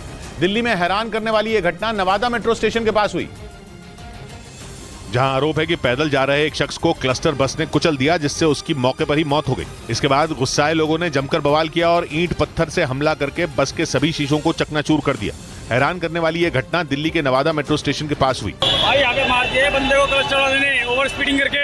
जिसकी सूचना मिलने पर वहां पहुंची पुलिस ने हंगामे को शांत किया और आरोपी ड्राइवर को गिरफ्तार कर लिया। बवाल कर रहे लोगों का आरोप था कि क्लस्टर बस का ड्राइवर बहुत तेज स्पीड से बस चला रहा था। उधर आर्मेनिया और अजरबैजान में एक बार फिर जंग छिड़ गई। आरोप है कि अजरबैजान ने अचानक आर्मेनिया के कुछ हिस्सों पर गोलीबारी की, जिसमें कई लोग घायल हो गए। और वहां के मीडिया के मुताबिक इस दौरान आर्मेनिया में मौजूद 2 विदेशियों को भी गोलियां लगी। आर्मेनिया का आरोप है कि अजरबैजान ने उसके यरस्क शहर को निशाने पर लिया, जिससे वहां भगदड़ मच गई। जबकि कुछ दिन पहले ही आर्मेनिया और अजरबैजान के बीच शांति समझौता हुआ था, लेकिन एक बार फिर वहां गोलियां चल गईं। हालांकि अजरबैजान का आरोप है कि गोलीबारी पहले आर्मेनिया की तरफ से की गई, जिसके जवाब में अजरबैजान की सेना को भी फायरिंग करनी पड़ी। इधर दिल्ली में महिपालपुर के पास बन रहा एक ब्रिज का बड़ा हिस्सा टूटकर नीचे गिर गया, जिससे वहां मौजूद खुदाई करने वाली एक मशीन इसकी चपेट में आ गई और उस मशीन का ड्राइवर बुरी तरह घायल हो गया। इस हादसे के बाद का एक डरावना वीडियो भी सामने आया, जिसमें एक ब्रिज का बड़ा हिस्सा नीचे गिरा दिखा और खुदाई करने वाली एक मशीन वहां मलबे में दबी नजर आई। यह हादसा दिल्ली के महिपालपुर के पास हुआ। बताया गया कि दिल्ली गुरुग्राम एक्सप्रेसवे पर उस ब्रिज को बनाने का काम चल रहा था, लेकिन बन रहे उस ब्रिज का बड़ा हिस्सा अचानक नीचे गिर गया और वहां काम पर लगी खुदाई करने वाली एक मशीन इसकी चपेट में आ गई, जिससे उस मशीन को चलाने वाला ड्राइवर गंभीर रूप से घायल हो गया। वहीं जानकारी मिलने पर दमकल विभाग की 3 गाड़ियों के साथ एम्बुलेंस वहां पहुंची और घायल ड्राइवर को रेस्क्यू कर अस्पताल भेजा गया। उधर बिहार के सीतामढ़ी में लोगों ने एक बच्चा चोरी करने के आरोप में एक लड़के की जमकर पिटाई कर दी। आरोप है कि वो लड़का एक गांव में घुसा और वहां से एक बच्चे को अपने साथ ले जाने लगा, लेकिन इस बीच वहां मौजूद कुछ लोग शोर मचाने लगे, जिसके बाद आसपास खड़े और लोगों ने मिलकर उस लड़के को घेर लिया और उसकी पिटाई कर दी। आरोप है कि बिहार के सीतामढ़ी में उस लड़के को लोगों ने एक बच्चे को अपने साथ ले जाते हुए देखा, जिससे भड़के लोगों ने उस लड़के को रस्सी से बांध दिया और बेरहमी से पीटने लगे। बच्चा चुरा लिया था। वहीं इस मामले की जानकारी मिलने पर पुलिस वहां पहुंची और उस आरोपी लड़के को भीड़ के चंगुल से छुड़ा लिया। बताया गया कि मानसिक रूप से बीमार होने की वजह से वो लड़का भटकते हुए उस गाँव में पहुंच गया था, लेकिन वहां लोगों ने उस लड़के को बच्चा चोर समझकर उसकी पिटाई भी कर दी। इस बीच बागेश्वर धाम के पंडित धीरेन्द्र शास्त्री की हिंदू राष्ट्र की मांग पर छिड़ी बहस के बीच धर्मगुरु श्री श्री रविशंकर ने धीरेन्द्र शास्त्री का समर्थन कर दिया। बाबा बागेश्वर का दरबार देश के अलग अलग हिस्सों में लगता है, जिनमें उन्होंने पूरा जोर देकर भारत को हिंदू राष्ट्र बनाने की मांग की। जिसके बाद धीरेन्द्र शास्त्री की भारत को हिंदू राष्ट्र बनाने की मांग पर बहस छिड़ गई, जिसमें उन्हें आर्ट ऑफ लिविंग के संस्थापक और धर्मगुरु श्री श्री रविशंकर का साथ मिल गया। भारत हमेशा सनातन धर्म का रहा है। यही नहीं, उन्होंने साफ कर दिया कि धर्मनिरपेक्षता का गलत मतलब निकाला गया। देखिए, धर्मनिरपेक्षता को हम गलत तरीके से हमने उसको अर्थ लागू करें। धीरेन्द्र शास्त्री लगातार अपने दरबार में हिंदू राष्ट्र की मांग उठाते रहे हैं, जिसके लिए उन्होंने बागेश्वर धाम में यज्ञ भी किया था। उधर पश्चिमी मीडिया के मुताबिक चीन की अर्थव्यवस्था को अमेरिका ने बड़ा झटका दे दिया। अमेरिका के संसद ने एक नए कानून को मंजूरी दी। इसके मुताबिक चीन को अब अमेरिका किसी भी सूरत में विकासशील देश का दर्जा नहीं देगा, जिसका मतलब साफ है कि चीन की अर्थव्यवस्था गिरेगी और उसे अमेरिकी बैंकों से कम ब्याज पर कर्ज लेने में मुश्किल होगी, क्योंकि चीन विकासशील देश होने की वजह से सस्ता कर्ज लेता था और इसके साथ ही विकासशील देश होने की वजह से उसे व्यापार में कई तरह की छूट मिलती थी, जिसकी वजह से चीन को फायदा पहुंचा। पर अमेरिका के इस फैसले के बाद चीन की मुश्किलें बढ़ने वाली हैं। वहीं चीन ने आरोप लगाया कि अमेरिका से उसकी दुश्मनी की वजह से यह फैसला लिया गया, जबकि पश्चिमी मीडिया के मुताबिक अमेरिकी सांसदों का मानना है कि चीन की बढ़ती अर्थव्यवस्था, सैन्य शक्ति और दुनिया भर में निवेश को देखते हुए उसे एक विकासशील देश नहीं माना जा सकता। इधर राजस्थान के सवाई माधोपुर में रेत माफिया ने खनन विभाग की टीम पर हमला कर दिया। बताया गया कि रेत के अवैध खनन को रोकने के लिए कुछ अधिकारी वहां पहुंचे और कार्रवाई करते हुए उन्होंने रेत ले जा रहे 4 ट्रैक्टरों को रोकने की कोशिश की। यही वजह रही कि रेत माफिया ने खनन विभाग की टीम पर हमला कर दिया। राजस्थान के सवाई माधोपुर में धड़ल्ले से रेत का अवैध खनन किया जा रहा था, जिसे रोकने के लिए खनन विभाग की टीम वहां पहुंची और रेत ले जा रहे 4 ट्रैक्टरों को रोकने की कोशिश की, लेकिन रेत माफिया ने खनन विभाग की टीम पर पत्थरबाजी शुरू कर दी, बताया गया कि इस कार्रवाई के दौरान रेत ले जा रहे 3 ट्रैक्टर के ड्राइवरों ने ट्रॉली पलटा दी और वहां से फरार हो गए, जबकि रेत से भरे एक ट्रैक्टर को जब्त कर लिया गया। लेकिन आरोप है कि जब्त किए गए उस ट्रैक्टर को बाद में गांव वाले लेकर फरार हो गए। इस बीच मध्य प्रदेश के ग्वालियर में एक डॉक्टर पर अस्पताल में हंगामा करने और कर्मचारियों के साथ मारपीट करने का आरोप लगा, जिसका एक वीडियो सोशल मीडिया पर वायरल हो गया। और इस वीडियो में एक डॉक्टर वहां मौजूद सुरक्षा गार्ड के साथ बदसलूकी करता नजर आया। इस दौरान उसके आसपास अस्पताल के कर्मचारी दिखाई दिए, जिन्होंने उस डॉक्टर पर नशे में होने के आरोप लगाए। वहीं वीडियो वायरल होने के बाद CMHO यानी chief medical and health officer ने उन्हें नोटिस जारी कर जवाब मांगा। जांच के बाद कमिश्नर साहब को ही पत्र लिखेंगे, उसके खिलाफ कार्रवाई करेंगे। वीडियो में दिख रहे डॉक्टर का नाम विनोद बाथम बताया गया, जो मध्य प्रदेश के ग्वालियर के जिला अस्पताल में मेडिकल ऑफिसर के पद पर तैनात हैं। उधर मुंबई के बोरीवली रेलवे स्टेशन पर RPF यानी रेलवे प्रोटेक्शन फोर्स के जवान ने अपनी जान पर खेलकर एक यात्री की जान बचाई और उसे ट्रेन के नीचे आने से बचा लिया, जिसका वीडियो रेलवे स्टेशन पर लगे CCTV कैमरे में रिकॉर्ड हो गया, जिसमें वो आदमी चलती ट्रेन में चढ़ने की कोशिश कर रहा था। इसी दौरान उस आदमी का संतुलन बिगड़ गया और वो ट्रेन के साथ प्लेटफॉर्म पर घिसटने लगा। इस दौरान वहां मौजूद एक यात्री ने उसे बचाने की कोशिश की, लेकिन वो कामयाब नहीं हो पाया। तभी प्लेटफॉर्म पर मौजूद रेलवे प्रोटेक्शन फोर्स के जवान की नजर उस पर पड़ी और उसने दौड़कर उस आदमी को खींच लिया, जिससे उसकी जान बच गई और एक बड़ा हादसा होने से टल गया। इधर उत्तर प्रदेश के मथुरा में प्रेम मंदिर में आग लगने से करीब 1 करोड़ रुपए का नुकसान हो गया। वहां आग मंदिर के एक गोदाम में लगी, जिसकी वजह से गोदाम में रखा सामान जलकर राख हो गया। क्योंकि वहां लगी आग इतनी भीषण थी कि उसने देखते ही देखते पूरे गोदाम को अपनी जद में ले लिया, जिसके बाद लपटों ने ऐसा तांडव मचाना शुरू किया कि आसपास के लोग भी खौफ में आ गए। प्रेम मंदिर के उस गोदाम से आग की ऊंची ऊंची लपटें उठती दिखाई दी। हालांकि जैसे ही आग लगने की जानकारी दमकल कर्मियों को मिली, वो उसे बुझाने के लिए पहुंच गए। उन्होंने धधकती लपटों पर पानी की बौछार करनी शुरू कर दी, जिसके बाद आग के तांडव को शांत किया जा सका, लेकिन तब तक बहुत देर हो चुकी थी। गोदाम में रखा करीब 1 करोड़ रुपए का सामान जलकर राख हो गया। हालांकि उस गोदाम में आग कैसे लगी, इसका पता नहीं चल सका। इस बीच उत्तराखंड के हरिद्वार में पुलिस ने मुठभेड़ के बाद 2 बदमाशों को गिरफ्तार कर लिया। पकड़े गए दोनों बदमाशों पर लूट की कई घटनाओं को अंजाम देने का आरोप था और पुलिस को काफी दिन से उन दोनों बदमाशों की तलाश थी। पुलिस के मुताबिक हरिद्वार और आसपास के इलाकों में इन बदमाशों ने लूट और डकैती की कई वारदात को अंजाम दिया था। इस बीच हरिद्वार के भगवानपुर इलाके में पुलिस को उनके छिपे होने की जानकारी मिली। पुलिस के मुताबिक जब बदमाशों की घेराबंदी की गई तो उन्होंने पुलिस पर फायरिंग कर दी, जिसके बाद पुलिस की तरफ से जवाबी कार्रवाई की गई, जिसमें एक बदमाश के पैर में गोली लगी, जिसे अस्पताल में भर्ती कराया गया। बाद में सर्च ऑपरेशन के दौरान पुलिस ने एक और बदमाश को गिरफ्तार कर लिया। उधर यूनिफॉर्म सिविल कोड पर दिए MIM नेता असदुद्दीन ओवैसी के एक बयान पर हंगामा खड़ा हो गया। असदुद्दीन ओवैसी ने आरोप लगाया कि समान आचार संहिता लाने के पीछे बीजेपी का मकसद केवल मुस्लिम समुदाय के लोगों को उनके धर्म से दूर करना है, जिसके बाद बीजेपी ने यूनिफॉर्म सिविल कोड को धर्म से जोड़ने से परहेज करने की अपील कर दी। तो इसको कहीं ना कहीं धर्म से जोड़ के वो संवैधानिक सोच और संविधान के विरुद्ध बोल रहे हैं। जबकि कांग्रेस ने यूनिफॉर्म सिविल कोड पर कुछ भी बोलना जल्दबाजी करार दिया। जब कानूनी रूप में हमारे सामने आएगी, उसको समझकर हम अपनी प्रतिक्रिया देंगे। ओवैसी ने यूनिफॉर्म सिविल कोड लाने का मकसद मुस्लिम समुदाय को निशाना बनाना बताया था। मकसद क्या है कि मुसलमानों को उनकी तहजीब से, उनके तमद्दुन से, उनके मजहब से उनका रिश्ता खत्म कर दो। ओवैसी का ये बयान उस दिन आया जब लॉ कमीशन ऑफ इंडिया ने यूनिफॉर्म सिविल कोड पर देश के अलग अलग वर्गों से सुझाव मांगे। इधर मणिपुर में मैतेई और कुकी समुदाय के बीच आरक्षण के मुद्दे पर जारी तनाव में हिंसा की चिंगारी एक बार फिर भड़क उठी। पुलिस के मुताबिक इंफाल के 2 गांवों में अचानक गोलीबारी हुई, जिसमें 9 लोगों की मौत हो गई और 10 लोग घायल हुए, जिनको अस्पताल में भर्ती करा दिया गया। पुलिस के मुताबिक उन्हें देर रात जानकारी मिली कि इंफाल के अगीजंग और गोपीबंग गांव में फायरिंग हुई। इस घटना में 9 लोगों की मौत हो गई। 9 dead bodies. ये घटना तब हुई जब एक दिन पहले ही कर्फ्यू में ढील दी गई थी। असल में मैतेई और कुकी समुदाय के बीच आरक्षण के मुद्दे पर टकराव हुआ, जो हिंसा में बदल गया और पिछले 1 महीने से मणिपुर में हालात तनावपूर्ण बने हुए हैं। इस बीच यूक्रेन ने आरोप लगाया कि रूस ने ओडेसा शहर पर कई मिसाइलें दागी। यूक्रेन ने दावा किया कि इस हमले में 3 लोगों की मौत हो गई। वहीं इस हमले के बाद का एक वीडियो भी जारी किया गया, जिसमें एक इमारत खंडहर नजर आई। हर तरफ मलबा बिखरा दिखाई दिया। यूक्रेन ने दावा किया कि रूस की मिसाइल ओडेसा की इस इमारत से टकराई और फिर तेज धमाके के बाद आग लग गई, जिसकी चपेट में आकर इमारत के पास खड़ी एक कार भी जल गई। दावा है कि रूस ने काला सागर से ओडेसा को टारगेट करते हुए 4 क्रूज मिसाइलें दागी। हालांकि यूक्रेन की सेना ने दावा किया कि 4 मिसाइलों में 2 मिसाइलों को मार गिराया गया, लेकिन 2 मिसाइलें ओडेसा के अलग अलग हिस्सों में जा गिरी, जिससे भारी नुकसान हुआ और हमले में 3 लोगों की मौत हो गई। उधर अमेरिका के टेक्सास में भयानक गर्मी की वजह से समंदर में हजारों मछलियां मर गईं। बताया गया कि तापमान बढ़ने से समुद्र के पानी में ऑक्सीजन का स्तर गिर गया, जिसकी वजह से मछलियों ने दम तोड़ दिया।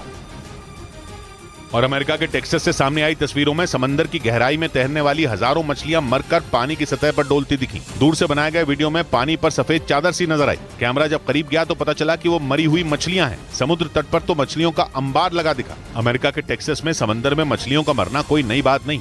गर्मियों में वहाँ ऐसा लगभग हर साल होता है, क्योंकि गर्म पानी में ऑक्सीजन कम होती है और मछलियां मारी जाती हैं। हालांकि ताजा मामले को क्लाइमेट चेंज से जोड़कर नहीं देखा जा रहा, लेकिन वैज्ञानिकों का कहना है कि क्लाइमेट चेंज की वजह से बढ़ते तापमान में ऐसी घटनाएं बढ़ेंगी। उधर काला सागर के किनारे बसे रूस के सोची शहर में बाढ़ आ गई। वहां इतनी बारिश हुई कि नदी का पानी तटों को तोड़ते हुए शहर में घुस गया, जिसके सामने आई तस्वीरों में चप्पा चप्पा तालाब बना दिखा। सड़कें तो नजर ही नहीं आई, वहां पानी ही पानी दिखा, वो भी इतना कि कुछ गाड़ियों की तो सिर्फ छत ही देखने को मिली।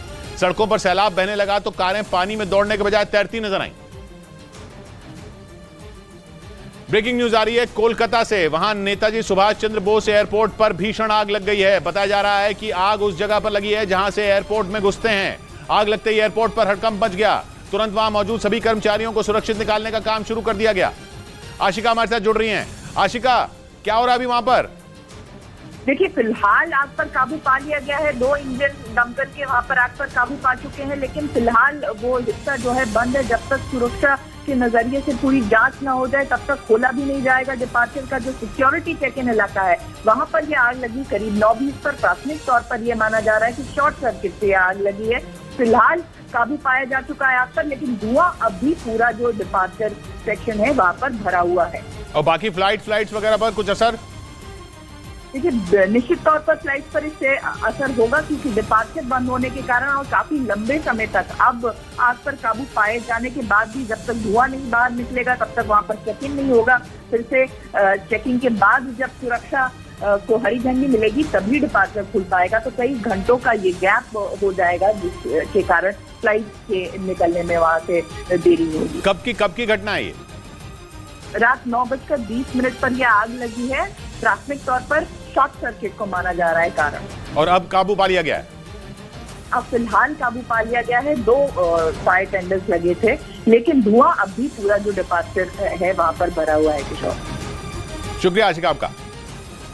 इधर मध्य प्रदेश के इंदौर में एक मस्जिद के अंदर शराब की बोतल फेंके जाने का मामला सामने आने के बाद तनाव हो गया, जिसके बाद पुलिस एक्शन में आई और शिकायत के आधार पर अज्ञात आरोपियों के खिलाफ धार्मिक भावना आहत करने का मामला दर्ज करके उनकी तलाश शुरू कर दी। वहीं इंदौर में हुई इस घटना का सीसीटीवी वीडियो भी वायरल हो गया, जिसमें एक कार छोटी खजरानी इलाके की एक मस्जिद के सामने आकर रुकी। उससे एक शख्स उतरा, उसके हाथों में बोतलें थीं जिन्हें उसने मस्जिद के अंदर फेंक दिया। फिर वो आरोपी कार में बैठकर फरार हो गया। ये घटना 2 दिन पहले सुबह 4 बजे की बताई गई। बलेनो कार है और इसमें से इन्होंने जो है वो शराब की बोतल मस्जिद के पास फेंकी है वहाँ। इस घटना के बाद इंदौर के छोटी खजरानी इलाके में तनाव फैल गया और सीसीटीवी में रिकॉर्ड वीडियो के आधार पर पुलिस आरोपियों की तलाश में जुट गई। आपने जिसमें रंग भरा था वो तस्वीर बदल गई है। आपने जिसमें रंग भरा था वो तस्वीर बदल गई है। अब तो कानों कान चलेगी, आखिर बात निकल गई है। 100 बात की एक बात कही शलभ ने। टूटी किश्ती दूर किनारा, सर पर है घनघोर घटा। ऐसे में तूफानों की नीयत भी चुपचाप बदल गई है। मिलते हैं कल, घड़ी जब इशारा करेगी 9 बजे रात का वक्त फिर होगा 100 बात की एक बात का।